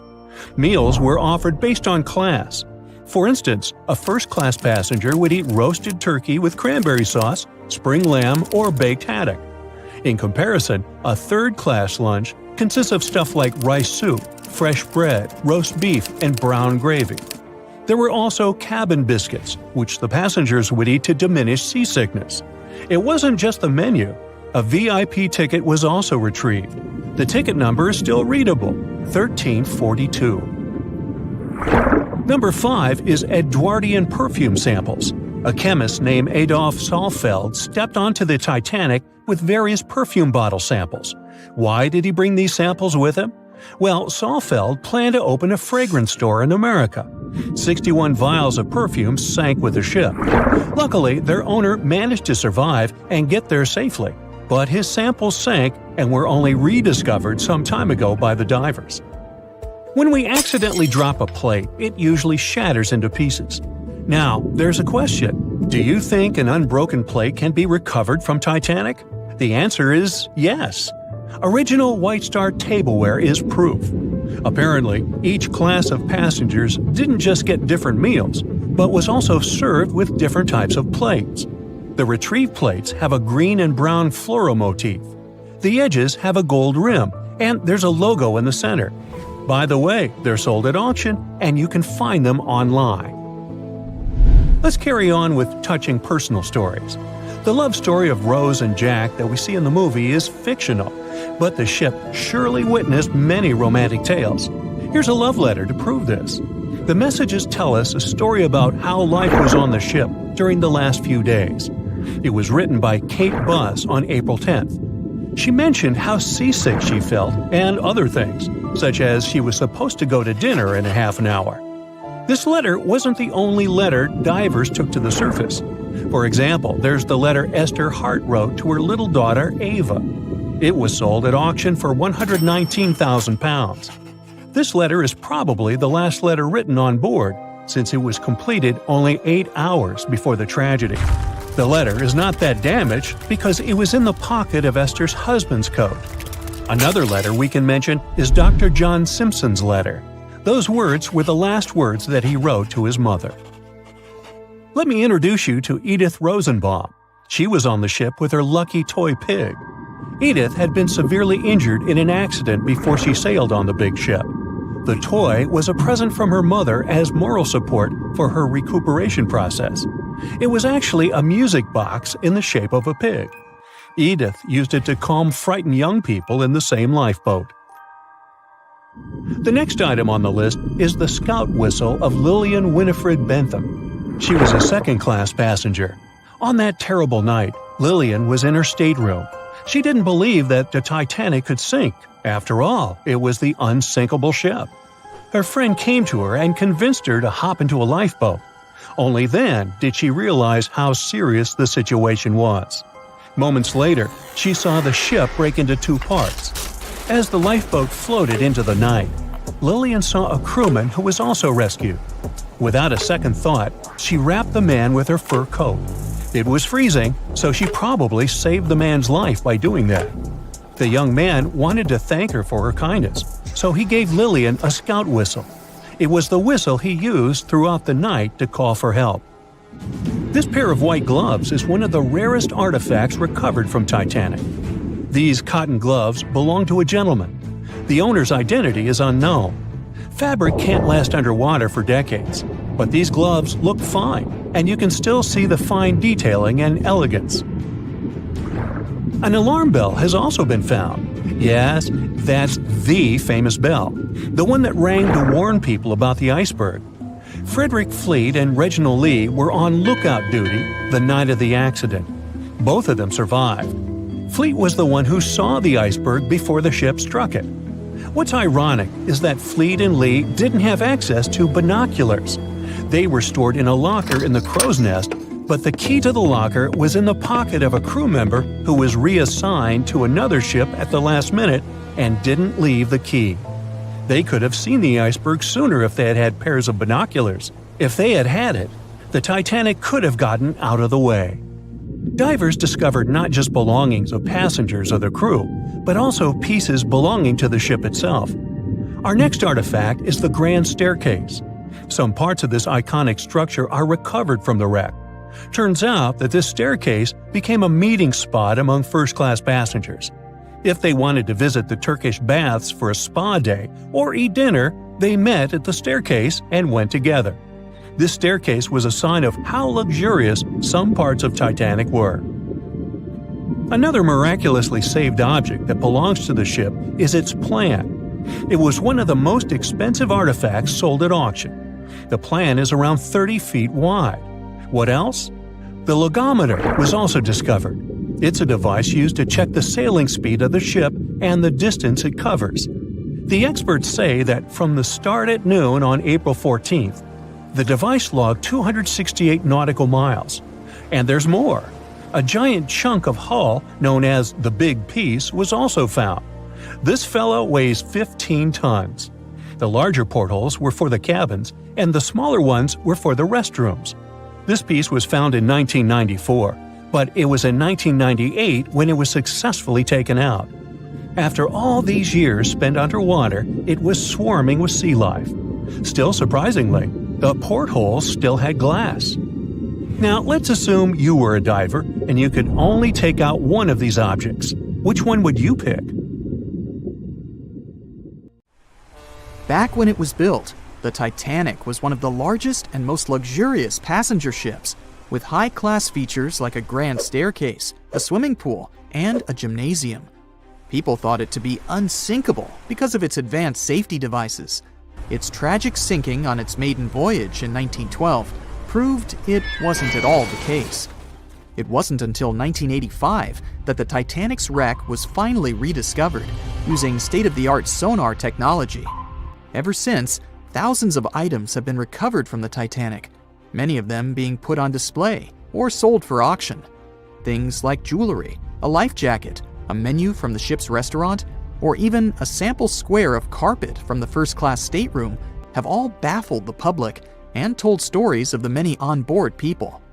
Scientists have even tried to come up with strategies to get the Titanic back up.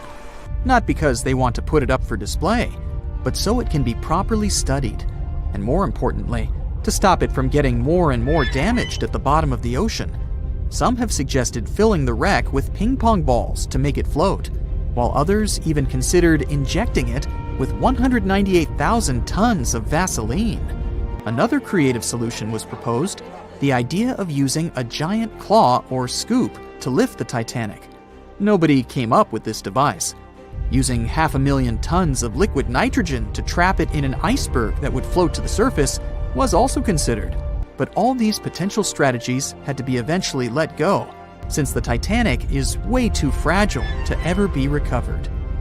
As the Titanic's iconic bow railings are in danger of collapsing, metal-eating bacteria continue to chew away at the ocean liner's wreckage.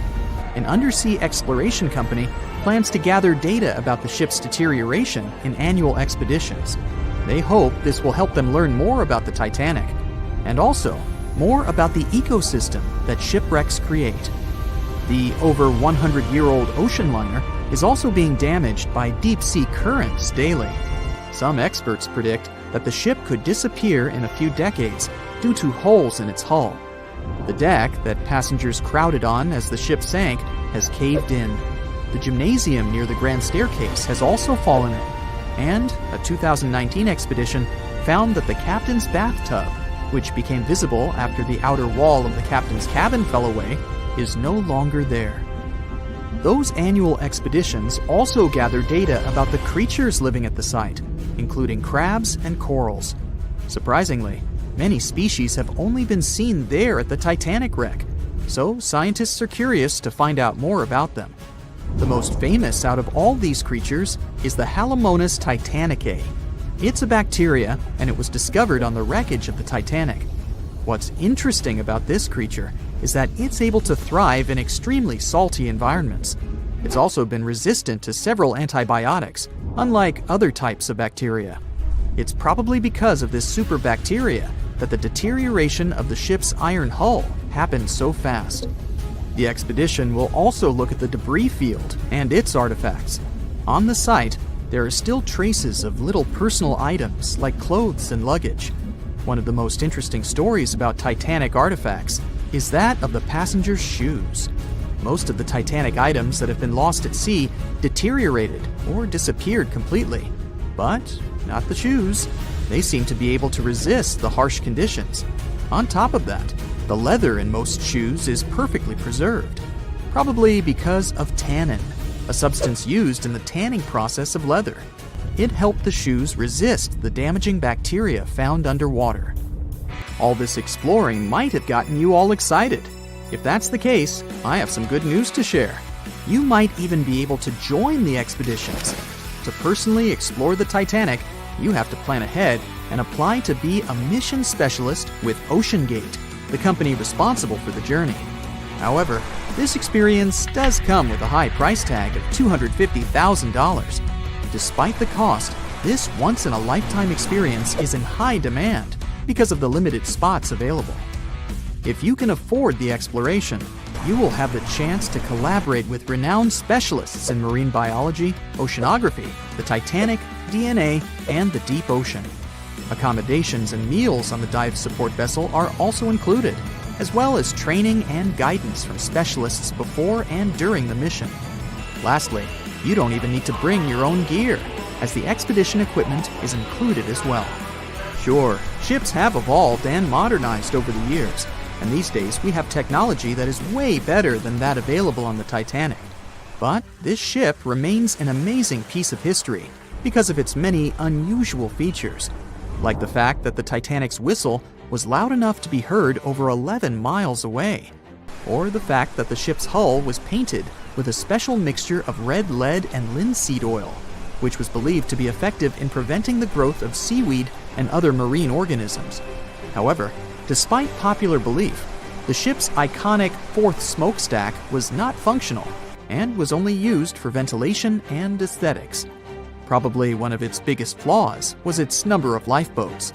Despite its size and luxury, the Titanic only had 20 lifeboats on board, which were not enough to save all of its passengers and crew once it hit the iceberg. The Titanic may be the most famous shipwreck, but it's not the only one. The fleet of Kublai Khan tells a similar story.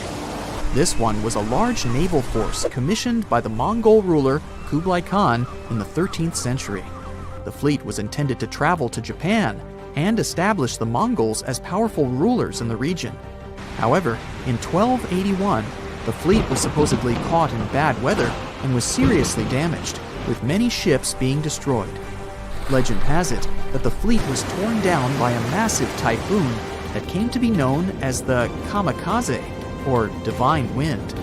This strong storm was believed to have been sent by the higher spirits to protect Japan from the Mongols. The truth about its disappearance remains a mystery to this day. However, the wreckage of the fleet, or parts of it, appears to have been discovered in the 1980s by Asian archaeologists. They dug across the site and studied the remains of the ships at a location near Imari Bay.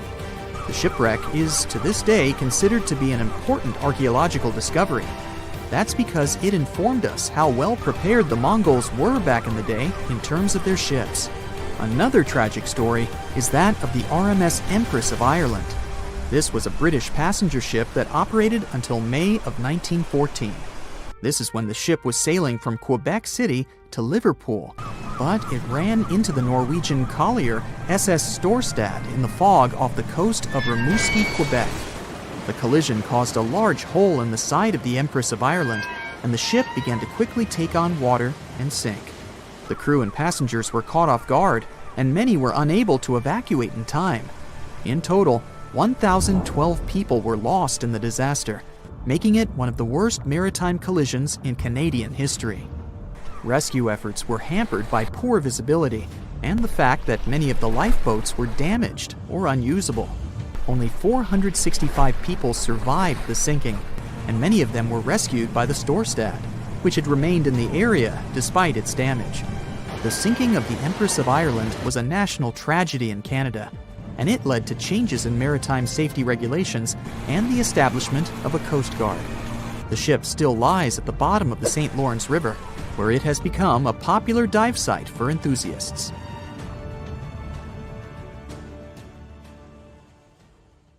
They were on their way to the New World when a rendezvous with an iceberg crushed all of their dreams and hopes. There was panic and tears and heartbreaking goodbyes, like that of Jack and Rose. Or was there? Let's see how well you know the real story of Titanic. The love story of Jack Dawson and Rose DeWitt Bukater was inspired by true events. What do you say? Is it a myth or a fact?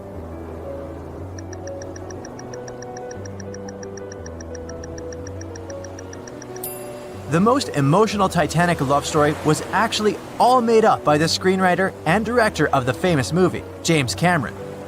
Some passengers featured in the movie were real though, and by a mere coincidence, there was a J. Dawson on board. His name was Joseph, not Jack, and he worked as a coal trimmer. The most expensive object lost with the Titanic was a painting by Pablo Picasso. What's your take on this one?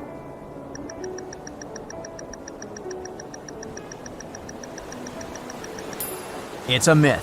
Another one given to us by the famous movie. The most valuable item that went down with the Titanic was probably a Mary Joseph Blondell painting, created in 1814.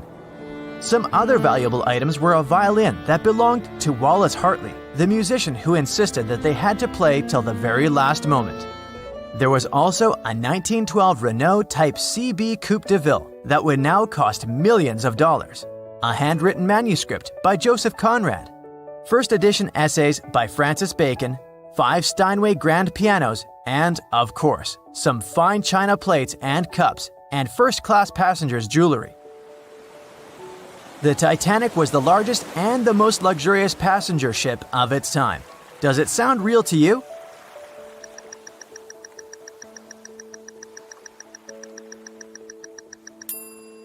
Yep, it's totally true. In April 1912, the Titanic was the largest ship ever built. It was 882 feet long and had a maximum passenger capacity of 2,435 people. That's not a lot compared to the largest cruise ship of today, the Symphony of the Seas. It's just a bit longer than the Titanic, but has more than double the passenger numbers. And yes, no other cruise liner has probably beaten the Titanic in terms of luxury to this day. It costs more than $200 million to build in today's money. The tickets were also quite expensive. Duh!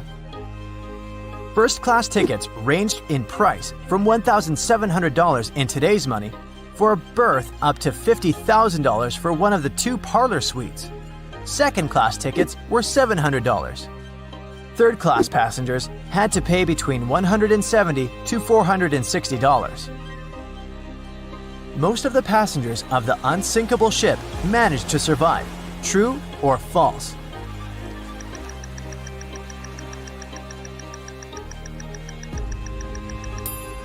Sadly, it's false. Only 37% of all the passengers actually survived the meeting with the Titanic. Around 61% of the first-class passengers, 42% of the second-class passengers, and 24% of the third-class passengers made it out alive. The Titanic was passing through the Bermuda Triangle when things went wrong, and that's probably why it sunk. What do you say? Myth or reality?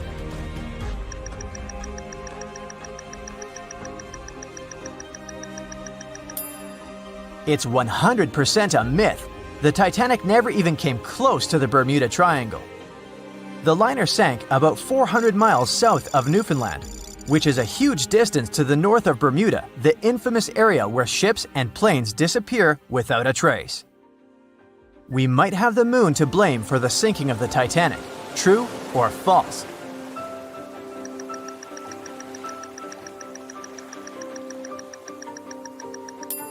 This one is true.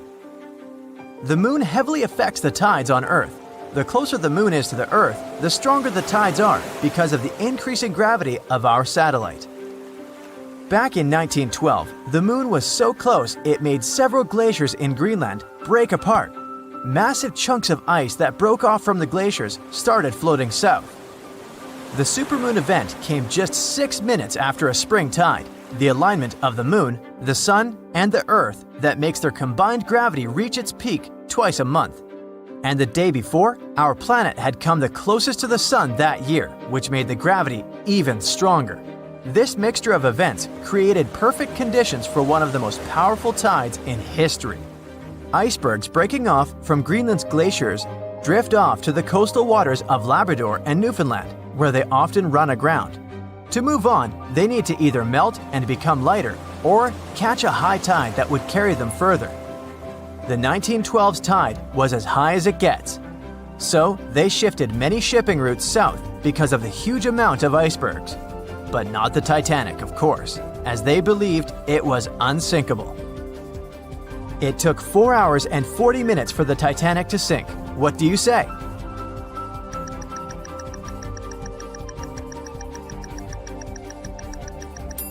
It's false, and if you're a Titanic expert, you definitely know it was actually 2 hours and 40 minutes. And this was slow enough, given the damage caused by the iceberg. It didn't sink faster, thanks to the ship's construction. There were 16 watertight compartments in the lower part of the ship. They worked as a lifeline. When the iceberg crashed into the hull, it broke into 6 boxes. The Titanic could have stayed afloat only if 4 compartments had been damaged. Water filled the first 6 compartments within 1 hour. During this time, the ship tilted slightly to the right side. Then, water began to flood the 7th box when all 6 boxes were filled. And from that moment, the sinking rate was growing with every second. The ship's bow sank under the water, and then the stern filled up. One of the leading reasons for the Titanic tragedy was signal rockets. True or false? What's your take on it?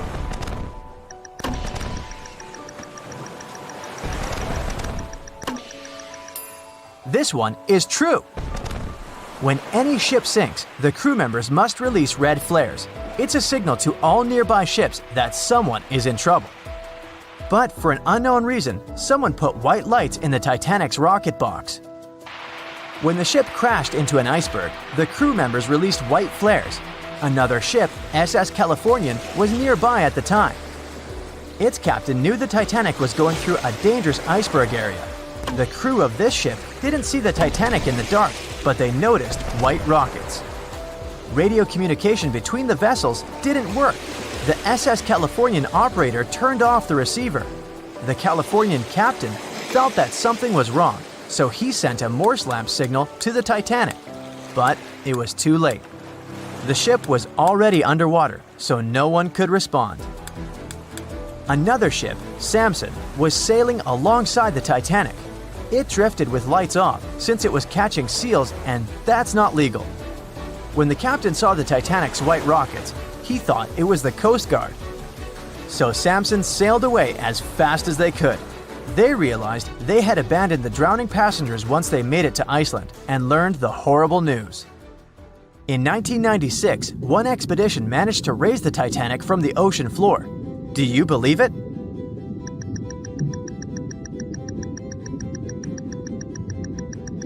If you don't, you're right. There were different ideas on how to raise the Titanic, from doing it with compressed air to putting it in wire mesh and covering it with liquid nitrogen, or using giant magnets. The only real attempt to raise the Titanic was made in 1996, and it failed dramatically. The expedition's goal was to lift a part of its hull, weighing about 21 tons. It would still have been the largest piece to see the sunlight again, if the operation had succeeded, that is. They lowered 4 large bags filled with diesel fuel to the bottom of the ocean and attached them to the hull plate. Then, the fuel bags were released and they started lifting the pieces on their own. The plate was about 200 feet below the surface when the weather got rough. The expedition members decided to tow the part to calmer waters around 80 miles away. Long before they reached the towing destination, half of the plate broke off and sank to the bottom again. 2 of the lifting bags seemed to have broken loose, and the hull went down.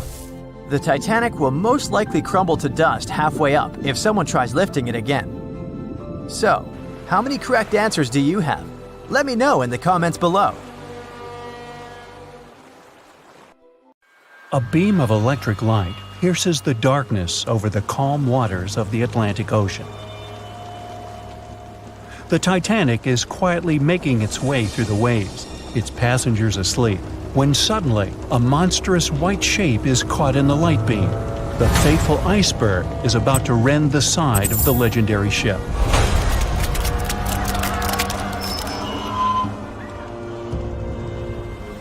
April 14, 1912. Only 2 days before someone will take a photo of a giant iceberg with a pretty unusual elliptical shape. It turns out that this iceberg most likely formed out of snow that fell 100,000 years ago.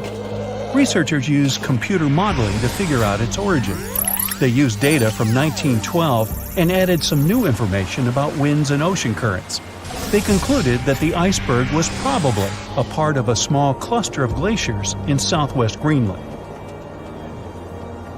These days, it's possible to calculate the routes of such icebergs in any given year in the past. So the infamous chunk of ice was on its way from Greenland to an area further south from Cornwall. If the ship had passed through that region only 2 days later, the iceberg would have moved far away from the point where they met. At first, the weight of the most well-known iceberg in the world was 75 million tons.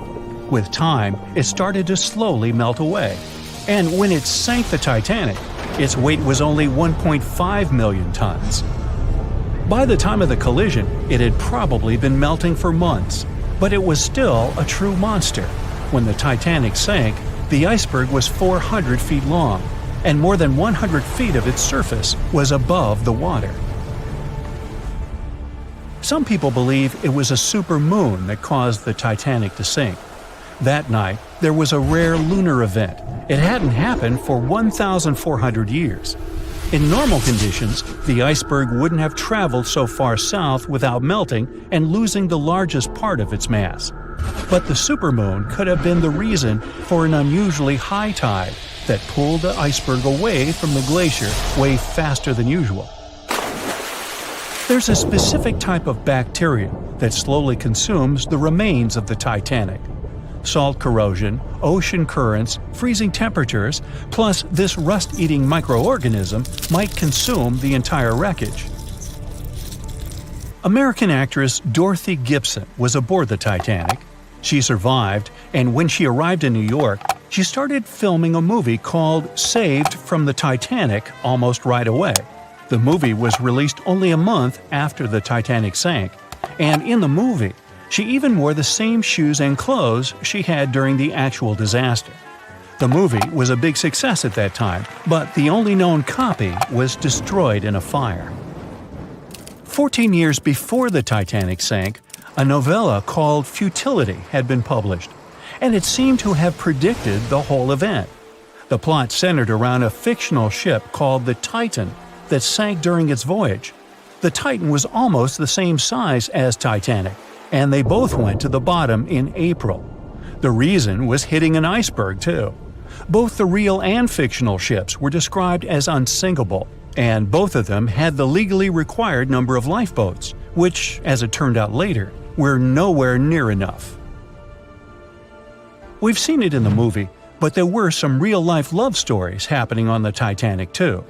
13 couples even took a trip on the Titanic as part of their honeymoon. One of the couples owned Macy's department store in New York. Once it became clear the Titanic was rapidly sinking, the woman refused to go into a lifeboat without her husband. But he didn't want to join her while there were still women and children who he thought had to go first. Then his wife gave her coat to her maid. She insisted that the maid should get into the lifeboat, and she wanted her to be warm. As for the woman herself, she decided to stay with her husband till the end. Some people believe Titanic sank because of a mummy, not an iceberg. It all started around 1000 BCE with a mysterious woman who lived in Egypt, in the city of Thebes. People knew little about her, but they called her a priestess. Her mummy was put in a wooden sarcophagus and covered with a large lid with the image of her face and some mystical inscriptions. This place had been hidden until the first half of the 19th century, when a group of locals accidentally came across it. They disturbed her peace. No one knows how, but the mummy disappeared that day without a trace. A couple of decades later, A group of rich friends from England traveled to Egypt and found the empty mummy casket with the image of the priestess, whose dark eyes seemed to be looking into the void. They decided to buy it, but the buyer disappeared the same night before he even got the case. All members of the group had some accidents. The casket changed its location a couple of times until it, as some believe, ended up on the Titanic. It took more than 70 years for a robot submarine to find the ruins of this legendary ship. The wreck lies nearly 13,000 feet under the surface of the Atlantic Ocean, split into two halves. Why did the liner break apart? No one knows exactly. Some think it happened because of the water that got inside when the ship collided with the iceberg. The pressure was so powerful it separated two parts of the vessel, starting with the ship's bottom structure. Others say it was because of the hull rivets. They had a high concentration of slag or smelting residue, and that's something that can cause the metal to split apart. The ship generally had many flaws, starting with the design. The watertight bulkheads weren't completely sealed on top. This allowed the water to flow between the compartments and, in the end, sink the vessel. The iron of the ship's rivets and steel of the hull ended up ruined because of high sulfur content, cold temperatures, and high speeds. The steel shattered and the rivets popped out quite easily. Because of this, Titanic sank 24 times faster than it would have otherwise. If the ship had hit the iceberg head-on instead of ramming it with its side, it would have probably stayed afloat. How come the crew members didn't have binoculars? It would have surely helped them spot the iceberg on time and maybe even avoid the disaster. But the binoculars on the Titanic were locked in a storage cabinet. Only one crew member had the key, and he had been transferred off the ship right before it set sail. He later said he hadn't remembered to hand over the key. But even without the binoculars, the ship might have had some time to change course and avoid the collision if the crew had gotten some warning.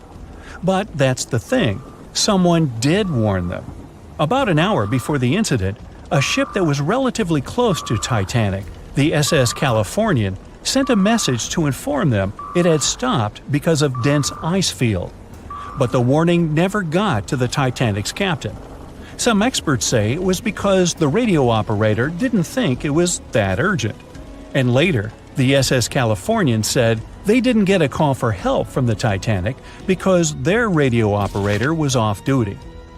Some say the crew on the Titanic couldn't spot the iceberg on time because of an optical illusion.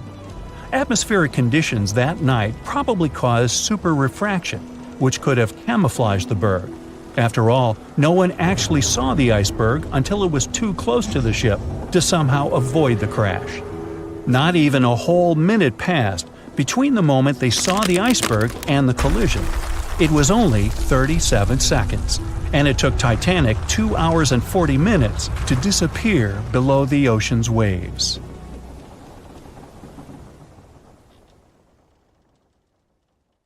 The year was 1854, and the SS Arctic, the fastest passenger liner of its time, set out to cross the Atlantic. As it sailed through the misty veil, it slowly disappeared into the unknown. The Collins Line, an American shipping company, was started in 1818 and only began seriously trading in the transatlantic by 1835. Its steamships crossed the Atlantic from Liverpool to New York within just 10 days. Doesn't sound like a great speed today, I know, but back then, the same thing took other ships several weeks. Light on the water with their wooden hulls, powering through with a strong steam engine, those steamships were the favorite choice for many high-profile people. What could go wrong with such an advanced ship, they thought. This reminds me of some other ship everyone believed to be unsinkable. But anyway, back to the Collins Line. It grew to be a serious contender on transatlantic routes, with only one other competitor, the Cunard's Line.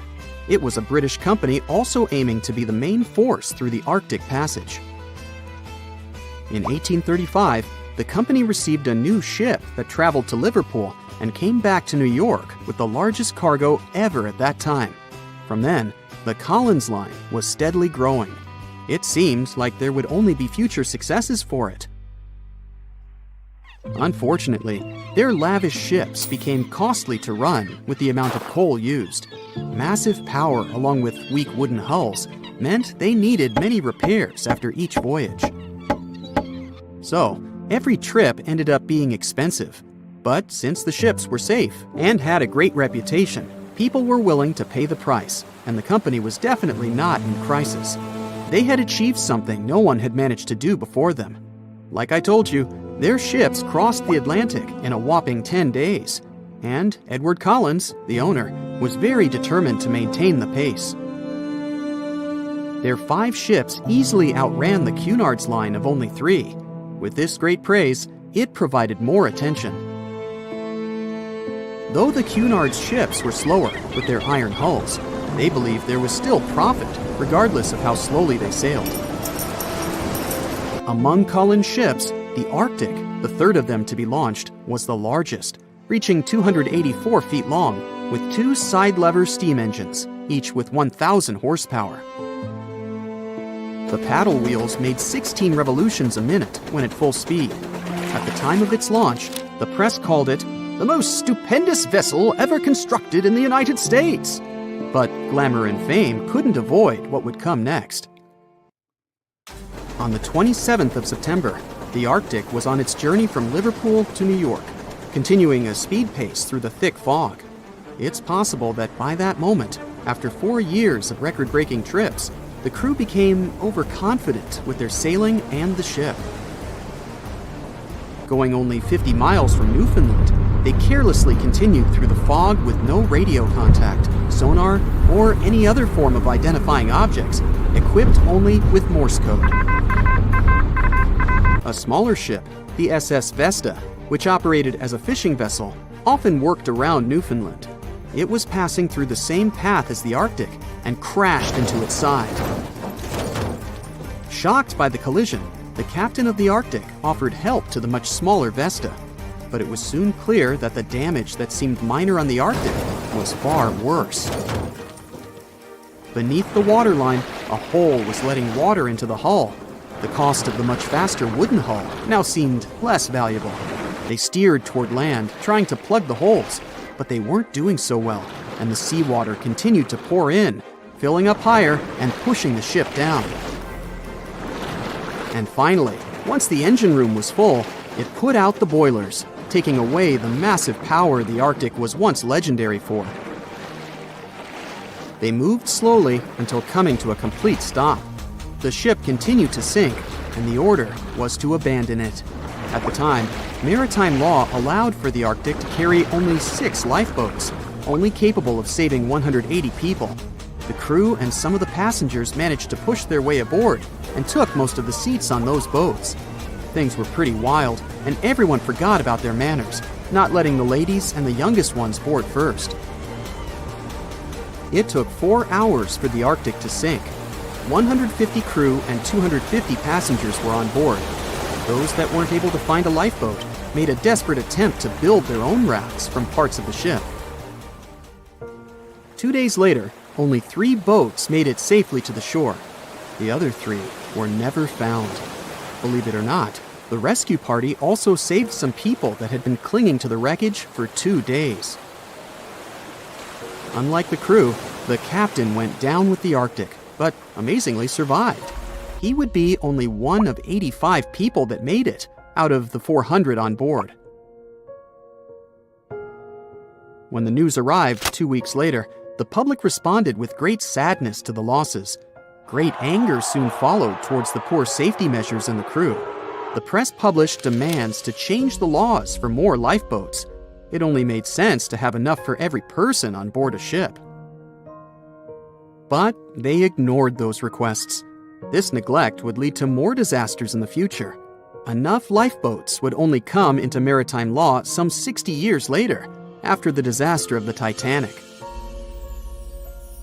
Edward Collins' wife and 2 children were also aboard the ship and didn't return. He was heartbroken, but didn't stop running his business. The Collins line still had a reputation to uphold, the biggest, fastest, and most luxurious on the Atlantic. Edward Collins would now build an even better ship than any other. It was named the Adriatic, and it was the largest ship in the world, 354 feet long. With 2 alternating steam engines that had never been built of this size. These steam engines at the time were at the height of engineering, though today you can only see them in models and toys. With the new addition of 2 masts, the Adriatic would also be able to sail if needed. Luckily, they made some lessons from the disaster of the Arctic. But before their new ship, the Adriatic, was built, another disaster had occurred. The sister ship of the Arctic had also sunk. They believed this second ship was desperate to stay in front of the Cunard's line and hit an iceberg somewhere during the race. This weird contest took the lives of 141 people. The desperation of Collins and his weakly built hulls pushed the company towards bankruptcy in 1858. The newly built Adriatic, costing over $1 million, had only made one voyage in the end. And even that voyage was considered a disaster. The ship collided with a tugboat. It still managed to finish its maiden voyage at a suitable time. After the company had gone bankrupt, they had to sell the ship for only $50,000. They removed the great giant engines, replacing them with only sails. Although it was once the greatest ship on the high seas, it was only 30 years later until it was abandoned, labeled irreparable, and anchored in a river. The other remaining ships were also sold and only used for parts. Edward Collins left the industry altogether, seeking work on dry land instead. As the Collins line was no longer in the mix, the Cunards would grow in strength.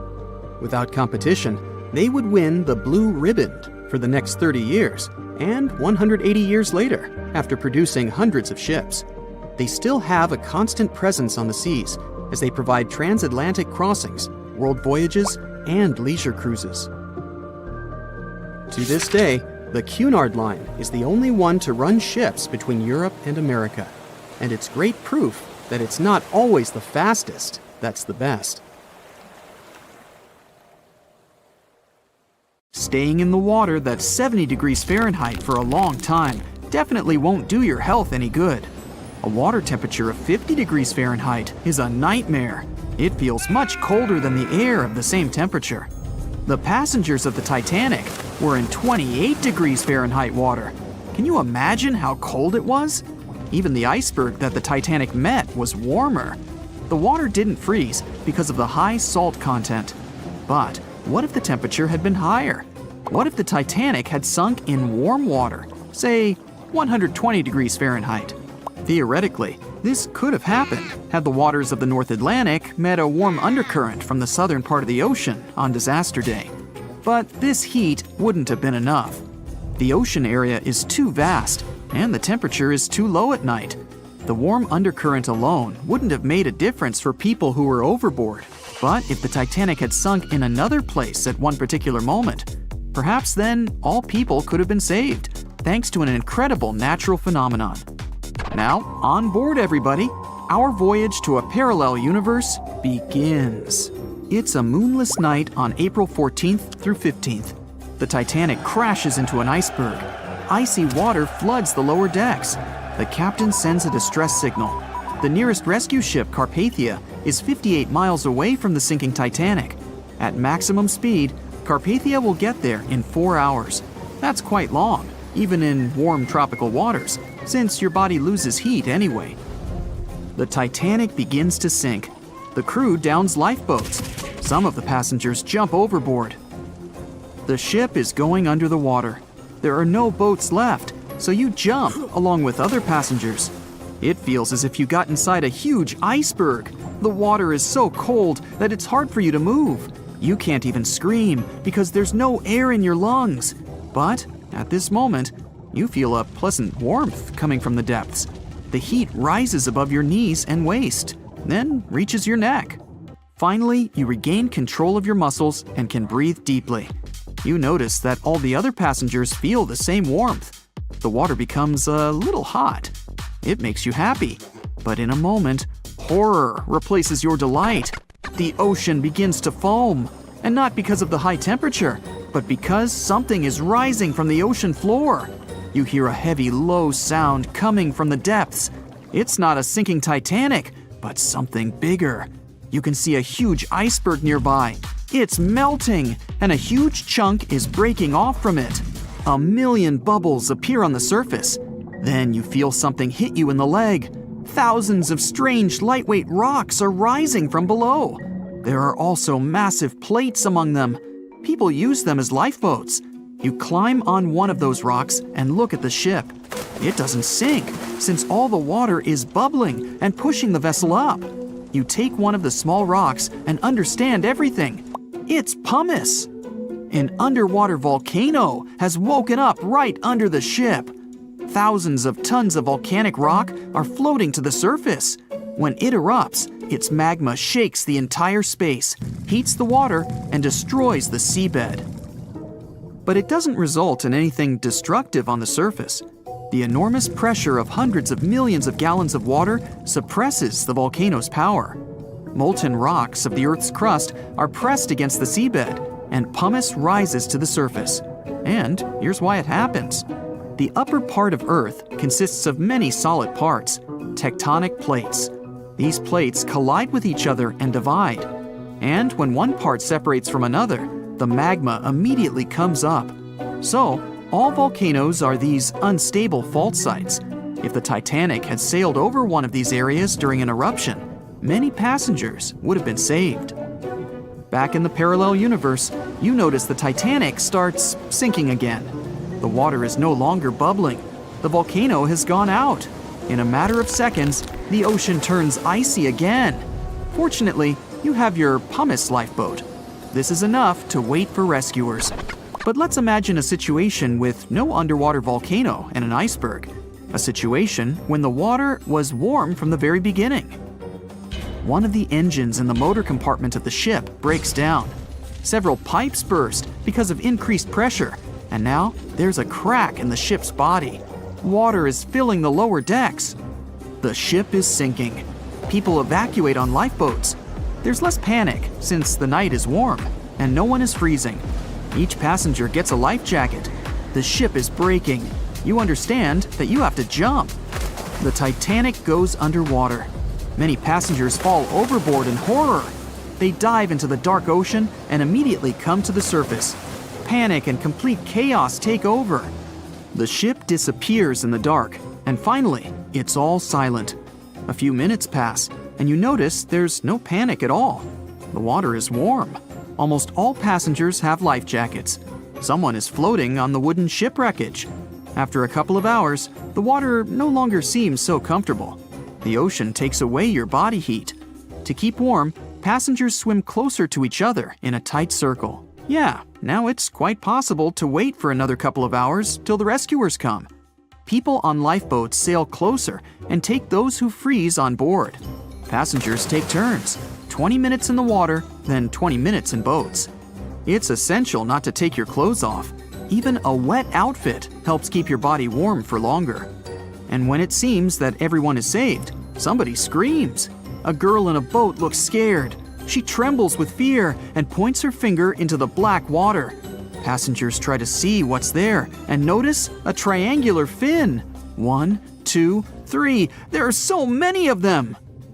The noise of the sinking ship has attracted a group of sharks. And now, they are circling the survivors, hoping to satisfy their hunger. They're swimming slowly. It doesn't look like they're going to attack. But you should keep your eyes open, as these fish are some of the world's most aggressive and dangerous sharks, the bull sharks. They can be agile, fast, and unpredictable. They don't swim in the cold waters of the Atlantic, but the water in this parallel universe is perfect for them. The sharks are strong and sturdy. They create the illusion of slowness to relax their prey. They're called bull sharks because of their short, blunt muzzle, like that of a bull, and they like to hit a target or other sharks with their forehead. Several fish are ramming boats. Someone falls into the water. Fortunately, people help them back on board. The sharks aren't going to retreat.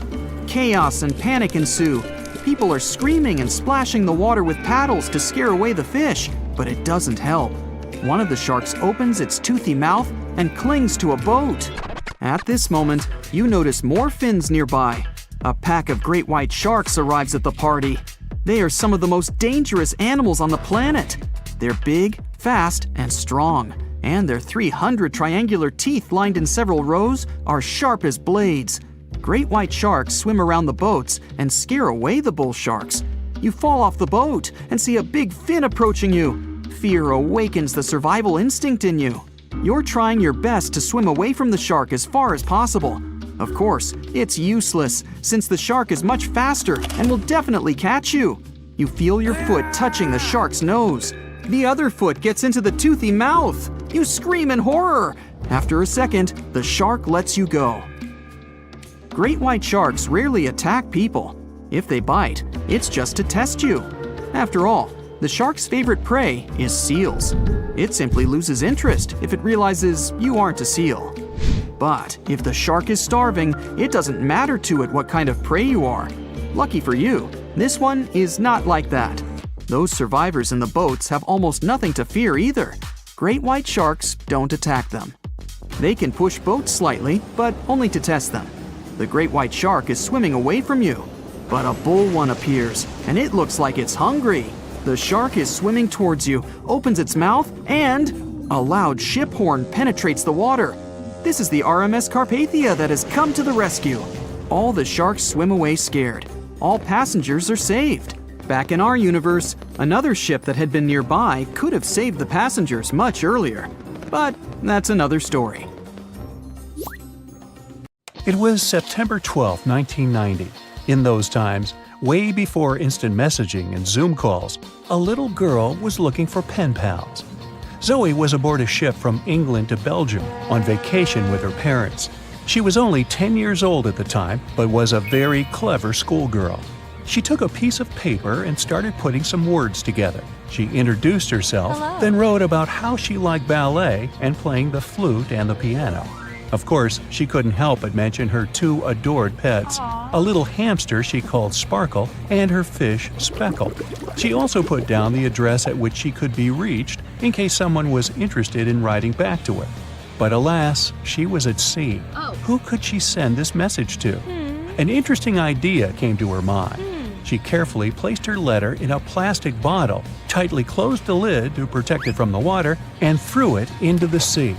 The little girl's excitement faded away over the years as she didn't receive a response. Maybe the bottle got stuck somewhere. Maybe it was swallowed by some big, scary sea creature.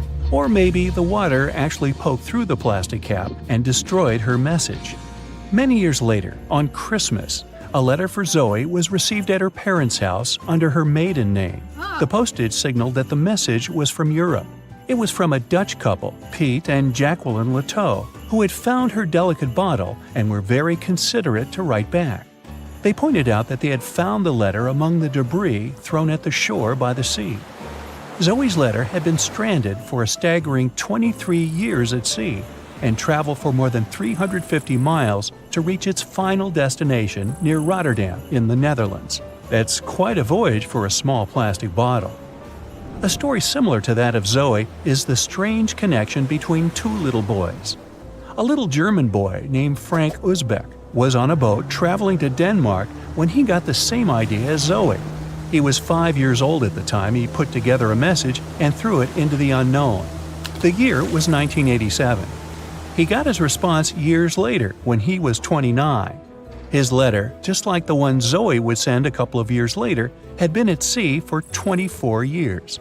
His message was found by a boy named Daniel Korotkin while he was on a walk with his parents on the Koronian Spit near the Baltic Sea. Daniel was lucky that his father knew enough German to translate the message. The unlikely friends eventually met via video call in 2011. Not all message-in-a-bottle stories have been explained away. In 2013, a Croatian surfer came across a damaged bottle while near the Adriatic Sea. The message it contained dated back to 1985, and it was from a man named Jonathan. The sender was eager for his letter to reach a woman named Mary, and he also expressed his keenness for her to respond. Since the letter was supposedly sent from Nova Scotia, The bottle had to have traveled a mind-boggling 3,700 miles. The message went from the Atlantic Ocean, entered the Mediterranean Sea, and reached the Adriatic shores in Croatia. The identities of neither John nor Mary were ever discovered. There are also messages in a bottle with wonderful love stories to share. This was the case for Ake and Paulina Viking. When Ake, a lonely Swedish sailor, placed a letter in a bottle and threw it in the Mediterranean Sea, he had no idea the piece of paper would eventually reach his future wife. This was in the early 1950s. The bottle was found by an Italian man who was inspired enough to give it to his niece, Paulina. After a year of back-and-forth letters being exchanged, Ake and Paulina eventually met and got married. Having decided to share their story with the world, they became somewhat of a celebrity couple for the time. They even shared video footage of their wedding with the world, and their story was featured in a bunch of newspapers. This fortunate event started a movement between young people looking for love, increasing the number of messages being thrown out at sea in search of a fairy tale ending. Not all the stories that started out like this eventually worked out, though. In 1945, an American named Frank Hayostak placed a similar message to that of Ake's in a bottle and threw it in the waters. Almost a year later, his letter was found by an Irish woman. Her name was Brenda O'Sullivan. Their years of correspondence soon caught the attention of the media at the time, but their friendship never flourished because of the added pressure. They eventually met in person when Frank traveled to Ireland, but he didn't stay for long, and they eventually got out of touch with each other. After Titanic met its strange ending, many bottles containing secret messages started to surface. Almost all of them proved to be counterfeited, apart from one letter. Years after Titanic had sunk in the icy Atlantic waters, a bottle was found on the Irish shores. It was supposedly from a man named Jeremiah Burke, and to this day, it is considered to be the only genuine message in a bottle originating from Titanic. The piece of paper simply stated the sender's name and the location, the Titanic, accompanied by the word goodbye. Since the date has washed away, it's difficult to estimate whether the note was sent before or after the ship had hit the iceberg. The common understanding is, however, that since Jeremiah was looking to relocate to the U.S., he was merely sending his last symbolic regards to his family and friends back in Ireland. This simple way of meeting and sometimes corresponding with people has turned into a hobby for a man from a Canadian province named Prince Edward Island, located east of the U.S. state of Maine. This man, Harold Hackett, claims to have sent over 4,000 bottles into the Atlantic Ocean since 1996. He also claims to have received many responses from all over the world, including letters from people in Europe, like France and Germany, but also from the Bahamas or even Africa. This unlikely pastime earns him about 150 Christmas cards from his pen pals each year. To this day, he refuses to add his phone number to any of his letters. This way, he ensures that if people ever want to contact him, the only means of doing so is via a written letter. He's also studied the best times to send the messages in the water based on the direction of the winds and the currents. Now, some bottles spend a whole lifetime at sea after being cast away by their sender. It was the case for a British man that wrote a message and placed it into a bottle before throwing it in the English Channel in 1914. His name was Thomas Hughes, and he wanted to direct the message to his wife, but was polite enough to write a letter to whoever got their hands on the bottle first, asking them to redirect the piece of paper accordingly. The bottle didn't reach his wife, since it was found 85 years later on the Essex coast. The man that stumbled upon the bottle was kind enough to reach out to the family and place the message in possession of Thomas's daughter. And 85 years isn't the longest time for a small bottle to be cruising the waves. A scientist named Hunter Brown was studying currents in the North Sea when this idea came to his mind. He placed the same message in almost 2,000 bottles and requested the unlikely recipient that they write back with the location of their discovery. He thought this method would help him better understand the layout of the North Sea currents. A bottle was found about 11 miles from its original departing location after 97 years. To this day, More than 300 of the original bottles relating to Hunter Brown's project eventually made it to the shore. Not all of the messages that were found in bottles got replied to via physical letters. Oliver van de Walle threw a bottle containing a letter on the English coast while he was on vacation with his family. He was 14 at the time. 33 years later, a woman reached out on Facebook claiming she had gotten his message and tracked him down through his social media profile. At first, he hardly remembered having placed the letter in the bottle, but he eventually recounted the events, even the fact that he sealed the bottle with candle wax to make sure it was leak-proof. And then there's Christina Aguilera and her bottle. No, wait, hers is about a genie in a bottle. Okay, never mind. The lookout shouts, "Iceberg right ahead!" The Titanic strikes the ice. Water starts flooding in. Third-class passengers are locked up. There aren't enough lifeboats for everyone. Panic sets in. Violins are playing. The ship sinks. Well, we all know the story of the movie Titanic like the back of our hand by now. But what if I told you that Hollywood lied to us? To tell the real story of what happened that freezing night in 1912, we need to rewind a bit. The lookout shouts, "Iceberg right ahead!" Yep, that part was true. Just before 11:40 at night, Frederick Fleet noticed something darker than the sea directly ahead. As the ship got closer, he realized it was an iceberg. The engines were quickly reversed and the ship turned sharply. Instead of hitting it head-on, Titanic scraped along the side of the berg, sprinkling ice on the forward deck. If you remember, in the movie, Jack and Rose are having a romantic moment when they feel the ship shudder after hitting the iceberg. Everything shakes as if they were in the middle of a light earthquake. Some real-life passengers reported feeling something similar after the impact, but according to Titanic survivor Frank Prentice, it wasn't exactly like that.